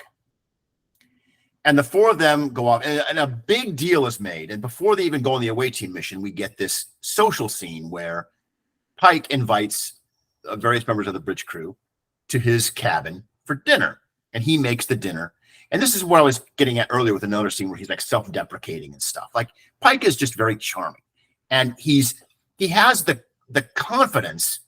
He's written with a confidence that you can see in his ability to make jokes about himself. Like, he's a guy that can take a joke, and that's a huge deal in a toxic masculinity world, right? And so he tells a story that makes himself look very bad, and everybody laughs. And Spock's like, I don't. Why are we laughing at people for their misfortune? But the real dramatic moment of this sequence is, apparently Pike has a habit of asking every new person on the ship that comes for these dinners, well, where do you see yourself in 10 years? And this time, when Pike delivers that question, he kind of catches himself, because he cannot help but think of his own fate that's 10 years in his own future. And so the question comes off differently, and Una mentions it later. But Uhura is the subject of this question, and really the subject of the entire episode. The episode seems to be about saving this planet, and I guess that's the A plot. But the B plot and the real character drama of the episode is Uhura, because Uhura does not know if she wants to stay in Starfleet. She kind of feels like she did it because she was, well, help me out with a little bit of she was running away from the family trauma of both her parents dying in a shuttle crash, and the furthest you can go from that pain was Starfleet Academy. Right, there you go. Okay, so but now that she's here, and she speaks like 37 languages or something, and she's incredibly good at what she does. She's beat everybody else in Starfleet Academy to get posted to the Enterprise, but she's not really sure if she wants to be here. And this provokes a reaction from some crewmen, specifically Spock, like, well, there's a lot of other people that really, really, really want to be here. And maybe, Uhura, if you're not sure that you should be, maybe you should give way to somebody else that really wants it. I didn't like Spock being the heavy, but I understand it because the point is to have him come around and not be the heavy by the end. So I'm cool with it. But I could not help but feel that this was a meta commentary on Nichelle Nichols' famous reluctance to be on the show. And she was very reluctant to be on the show until Martin Luther King Jr. explained to her, listen, Black children in America do not get to see themselves on television in a role like you are playing. Like you are a member of the bridge crew. You are there. You're an officer in this highly decorated. What for? She's pulled away from the captain's seat. That's right. There's Kirk, Spock, Scotty, and her. Right. Mm-hmm. And you are acting on equal terms with every other member of the bridge crew, and you are going to be a role model for young Black boys and girls all across America. You have to do it. And even though her character was not written very well, and she didn't have a lot of lines, and the scenes that she did get dramatic play in are often misogynist, there were exceptions, and she stuck it out, and she is and time proved the power of that role. How many we have women who have gone to space today saying that they did that because they were inspired by Uhura on Star Trek, right? And so I couldn't help but think that was a way of kind of that she was a very interesting character to give this dilemma to, considering the real world history of the character. There was definitely that aspect of it. Someone, I wish I could remember, someone wrote that the reason the TOS as a show is so beloved is because you have the movies. So you have retroactive continuity wherein you can, like, it makes the fact that the movies exist makes the show so much better, and vice versa. Like, they're in conversation even though they're separated by whole decades, right? And one of the problems with it is Uhura as a woman being written in the 60s, as a Black woman being written in the 60s. Yeah, the very first handful of episodes, she gets to have playful banter with Spock. She gets to sing in the mess. She winds up being delegated to a role that is a subordinate role as the show goes on. So you can't really point to any one great Uhura story. Uhura is great because those novels and those comics, and I can point you to like 18 wonderful Uhura stories and rattle them off. And like, these are the moments that never were filmed because she's a Black woman working with someone who has a massive ego, William Shatner, who's taking other actors' lines and saying that's what the captain should say. Famously, Uhura tells him that's Nichelle Nichols tells him, like, that's the reason we don't like you, Bill. That's great. That's great. So I think there was definitely that aspect. I think the show is very cognizant that they're taking Uhura and they're gonna give us an Uhura that is respectful of Nichelle Nichols as a person, first and foremost, what that character's legacy is. And I think it's kind of very sweet that we wind up having a character who's going to serve her entire career on the Enterprise. She's more married to the Enterprise than Kirk is. Yeah. She's more married to the Enterprise than Scotty is. Right. Just by virtue of the fact that her entire career, at least in this moment in time, like if Strange New Worlds gives her a different assignment during the course of the show and then she comes back, we'll be with this one starship. Yeah. It's her first post. It's her first post, and it's her forever post, really. Yeah. So I think the show is really smart in that sense of we're gonna actually, like, when fans are talking about like, oh, the importance of the interracial kiss and all of the importance of Uhura there, we're gonna now actually have a meat and potatoes. This is why Uhura is awesome. Yeah. And we can show that to young children of color today, young girls, and be like, hey, look, you make it to the future and you get plots now. You get a story whole episode doesn't get resolved. And the beautiful thing about like how the resolution of the episode happens, because they introduce in this episode, they introduce an element of fate. They introduce an element with this alien race called the Shepherds, and Pike's like, really? Which is a classic TOS name for a race. Like, you have the Berzorbals, and now we have the Shepherds. And it's the conversation of, is it free will? Is it preordained? The Shepherds appear at the away team is on the Comet, and they get trapped in there. There's an egg, like an egg-shaped object, and they try to investigate the egg, and they just get stuck. So Pike is trying to help get them off, and then a starship shows up, and I wasn't sure, like, was it cloaked or did it just like appear? No, it just appears. It's just travel here really quick. We don't know. Anyway, there's suddenly a ship there, and that's where these Shepherds are, and they apparently like revere this comet, and others like it. They talk many times about how there's more than one of these things flying around the galaxy, and it spreads life, and they are here to guard it and protect it, and they're very. I like the Shepherd because he's like, you are so presumptuous, so egotistical to assume that the comet does not know exactly what it's doing. Like it's leave it alone. Just leave it alone. And if it crashes into the planet, then it wants to crash into the planet. Like but at the same, Pike is like, well, I can't take that chance. Like there's millions of people on that planet. I can't just let the comet hit it. And so then there's a lot of sort of back and forth about that. And eventually, and to get to your observation, what they do is they distract the Shepherds by parking the Enterprise literally in front of the comet, and asking the Shepherds to tractor beam them out, help them. But while they're doing that, Spock is sneaking away in a shuttlecraft, and he's flying like through the comet's core or something.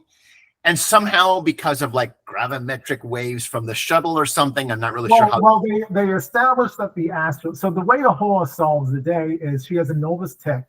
Well, she sings. Yes. And they established that in the dining room sequence. It gets repeated. And again, this is going off the fact that Nichelle Nichols is a single. Yes. So it's buttressing that sort of element of the actress and bringing it into Uhura's character. And yeah, Uhura in TOS does get to sing in the messel. So it's it's reaffirming that those talking points. Right. The comet itself responds. So like to your point about the egg shape, when they get to the set, it looks like something from Prometheus. It's dark, it's scary, it's creepy, it knocks out Colt, and you're like, great, that guy's kind of annoying. Yes.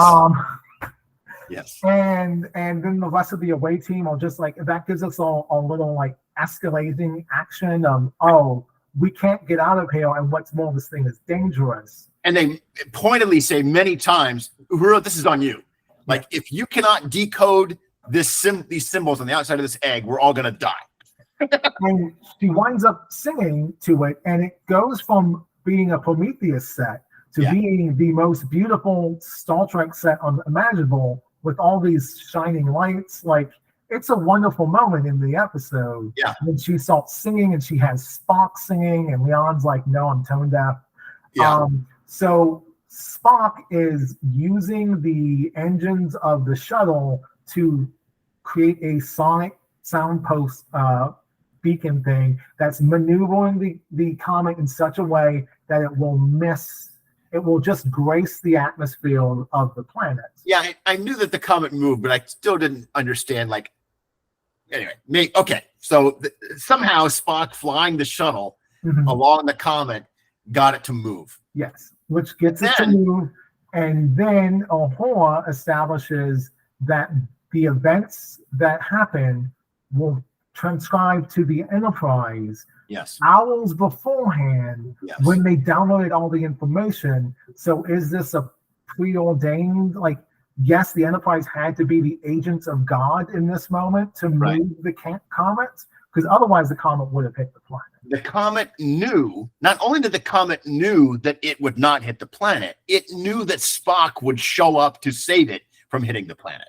Yes. And this question that is posed to Pike is, would you still have broken the vase if I hadn't said anything, right? Mm-hmm. To quote the Matrix, right? Like either this is the craziest coincidence ever, or the comet knew that you would save it. And in the process of just skimming the planet, ice from the comet changes the atmosphere of the planet and it begins to rain. And once again, we're bringing life to the desert wasteland on the planet's surface. Now, there was a couple of interesting things I want to point out. Good.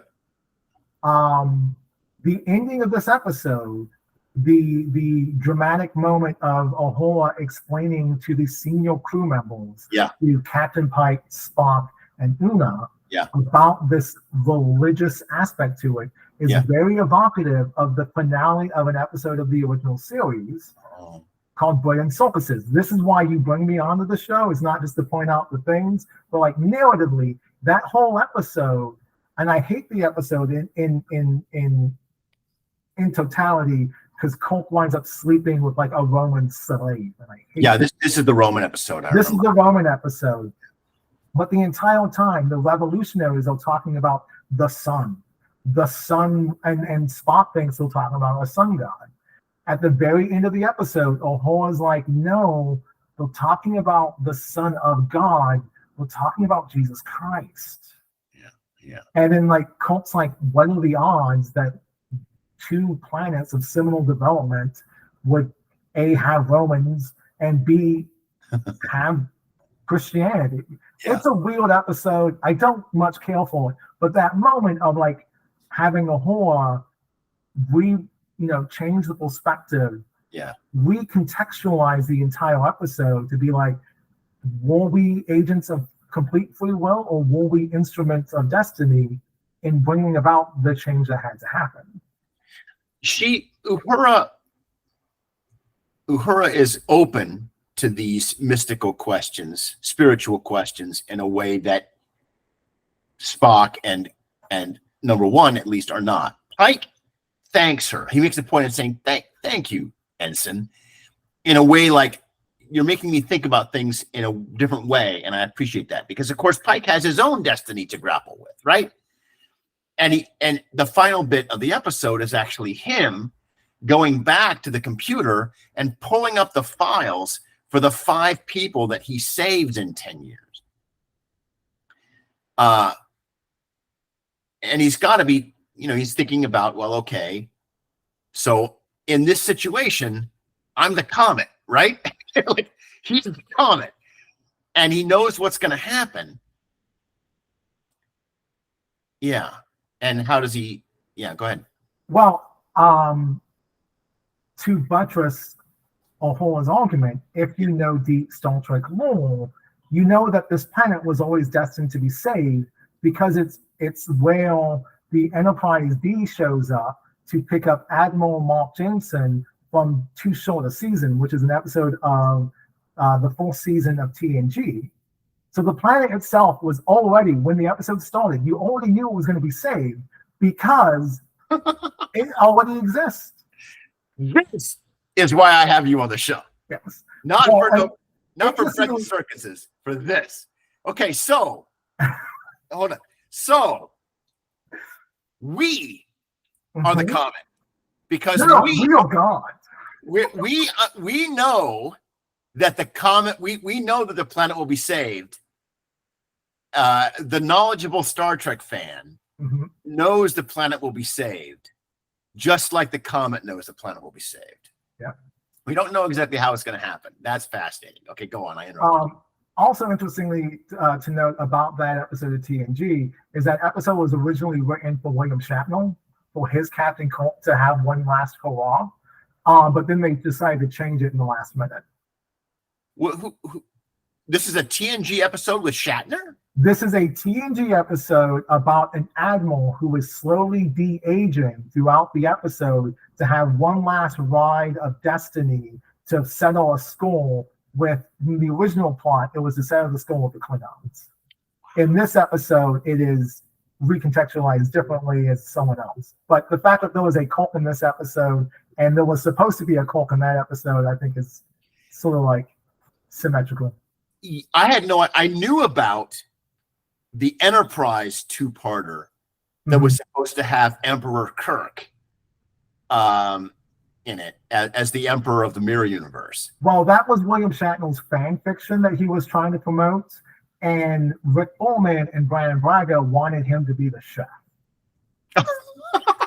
so that, because like that whole show is like literally based on subverting expectations. Right. But I had no idea that there was originally going to be a Shatner episode of TNG. And this was like from the 80s, so it'd be Shatner from like Star Trek 4, and he would slowly de-age with the makeup to the point where he is Shatner. And then, but eventually they decided to abandon it because it would make the universe too small. Yeah, interesting. So there was that point. I also wanted like, and the notations on the screens that flash in front of you, they do mention that one of the cadets all saved and no birthplace is the same birthplace of 7 9. Oh. So there's a Tondro colony is referenced in one of the cadets' files, and that's a colony that 7 9 in Voyager is from. It's not it couldn't possibly be actually 7 of 9, is it? No, it's Annika Hansen. It's the original. It's so that's still a colony 200 years in the future. Yeah, but it's not the character. It's not. It's no. Okay. He doesn't. Captain Pike does not save 7 of 9. No. Okay. That we know of yet, because you could do the Star Trek Endgame thing at some point and have 7 of 9 be saved by Captain Pike. Yeah. The way that the Comet and the Shepherds and all of that stuff, and the way that number one speculates at the end, like, well, there could be more of these things. How many more is how she puts it. She does a rhetorical question. How many more of these things are flying around the galaxy, seeding life? And that made me wonder if that was a reference, if there are more of these things flying around. But it's classic newbie problems here, because all the things that I think are deep cuts are not, and I miss all the actual deep cuts. Well, like those several episodes that we can point to of, the crew of whatever starship it is saving the planet from an asteroid. And maybe like the TNG episode where Q is powerless and he can't just snap his fingers and everything gets fixed, right? There's also a reference to an episode that you have yet to watch that you keep teasing me about. It's not For the World is Hollow and I Have Touched the Sky, is it? It is. When the crew show up and they see the comet and Leon goes, is it possibly a colony generational starship? Oh, and Pike's like, I've never heard of that. I thought of that episode when that line was spoken. That line is specifically a obtuse reference to an episode that you refused to watch. It's not that I refuse to watch it. It's never. I like having one episode of TOS I've never seen. But we, back in the last season of Space Force, we threatened to do a live watch of this episode together, and we still need to do like a bonus episode or something, right? Where we sit down and watch various episodes of our that we pick. This is one of the possibilities that we were going to do for the next season of this show that we were throwing around back in the day, was that we would sort of curate episodes from old Trek and both DS9, Voyager, TNG, or TOS, and watch them together and kind of MST3K it or whatever. Talk about it as we watched it. That wasn't an idea that we pitched, but when I was reminded rewatching it, I was like, that's how I get them to mention For the World is Hollow. And Well, we have about worked our way through these 2 episodes. I knew that this would be a good discussion when I saw your text message, either this morning or last night, which said, I want to watch new episodes of this show. Yeah, so you're eager and excited, which is not something we've always had with this podcast. We've been sometimes when the season's just been like, it's felt like work. And this at least these 2 episodes to me felt very much like, oh, this isn't woke at all. This is very very light. I for those that have not watched our show for very long or at all, my role is to generally be the person who finds something to like about everything. I'm that kind of person, and it's hard from even when we were in the depths of the worst Star Trek movies. I would still find something to like about them, and there's a lot to like about Strange New Worlds. It is both. You're right. It's got a tragic protagonist, but he's smiling almost all the time, right? And it's a happy crew, generally speaking. And Nurse Chapels likes to banter. Nurse Chapel, by the way, is my favorite character on this show. We don't get much about her, but I know you have held a torch for Chapel for a very long time. Like Chapel and Yeoman Rand are my besties. We don't have Rand yet, right? Rand has not shown up yet. Yeah. Tell us about. You're going to close us out here with your thoughts on Nurse Chapel.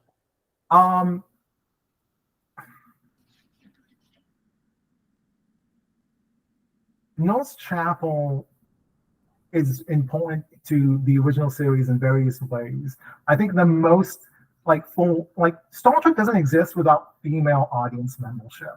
Yeah. We don't get Star Trek season 3 without the female fan community. We don't get anything. We don't get the whole, if it wasn't for the female fans organizing themselves around slash fiction, around Culkin Spot slash fiction, and writing letters and posting those letters. And those women looked at the original series and they were like, I can't be anyone on this crew. I can be Nurse Chapel because I love Spock. And Spock's amazing. And so she's very important to Star Trek as an entity. But again, like with Uhura, she's an underwritten character whose importance to the franchise itself is understated because she doesn't have the great Nurse Chapel episode. What a Little Girl's Made Of is as close as we get to a Nurse Chapel-centric episode. It does also feature the very first interracial kiss between Nurse Chapel and Uhura, which we get kind of teases of their relationship throughout these little 2 episodes. And the fact that they were like, okay, we're going to have this character and we're going to make her the loudest outspoken person on the crew. And she's going to have commentary on everyone. And she's going to have the funniest jokes. She's going to have the wittiest repartee. And because we now have sexy Spock, we can now have sexy Nurse Chapel. And I'm really excited about where they take this character moving forward because there's so much room to write and so much to do outside of just being Moon, giving moon eyes to the Vulcanian. In the first episode, there's this great sequence where they bring one of the people from the planet. They knock them out unconscious and they're going to hold them in the Enterprise sickbay. And one of them wakes up and goes on this chase sequence, which very much reminded me of Chekhov running around in Star Trek 3. But 4. I was right the first time. The one with the whales. Her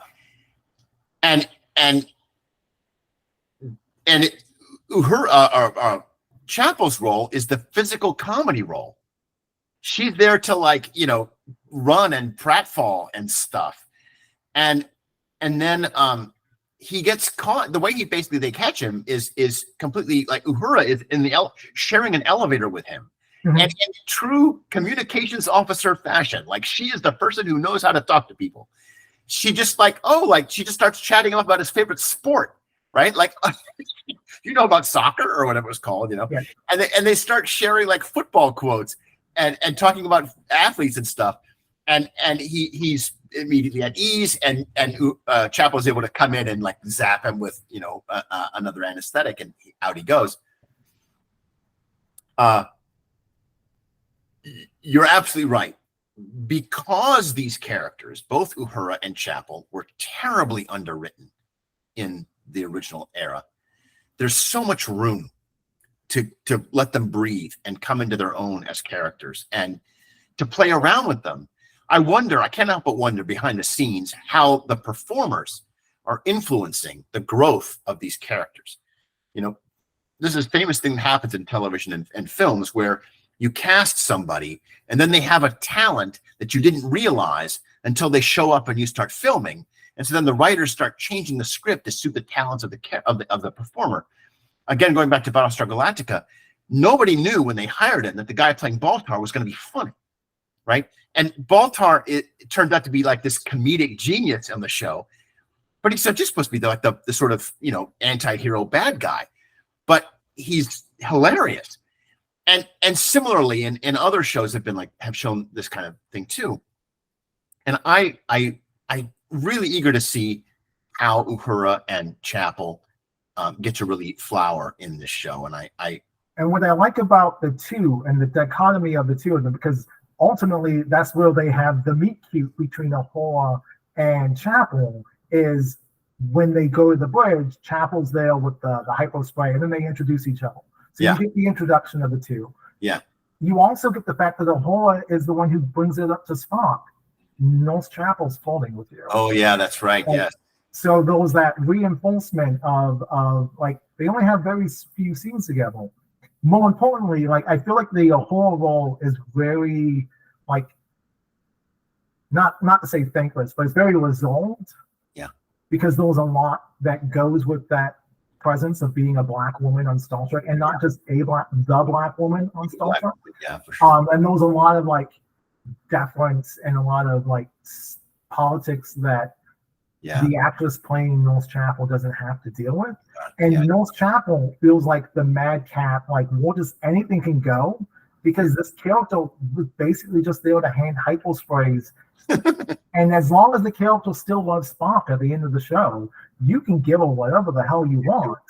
Whereas Nichelle Nichols, because of virtue of the fact that she's in more episodes and she's more of an icon to be born out loud at launch, like she's having to be put more resolved and more controlled. There's a great thing that happens in comics where the lesser known a character is, the more freedom you have with them, because they're just attached to less canon. And this is what you're getting at with Chapel is like that's her 2 points, right? Like she has to be in love with Spock, and she has to like hand hypo sprays to Mabenga, and otherwise you can really do whatever you want with her. Yeah. So that's not my favorite episode of the season. Has a trans woman as a nemesis and has like Nurse Chapel as in a leading role. Like I'm gonna gush all over that episode. I'm sorry now, but no, I'm not sorry because it's amazing and I love it. All right. Well, we are on Warp Factor 2, so we're gonna next episode we're gonna cover 2 more episodes of Strange New Worlds. That'll take us up to episode 4. In the meantime, thank you everyone for listening, and live long and prosper.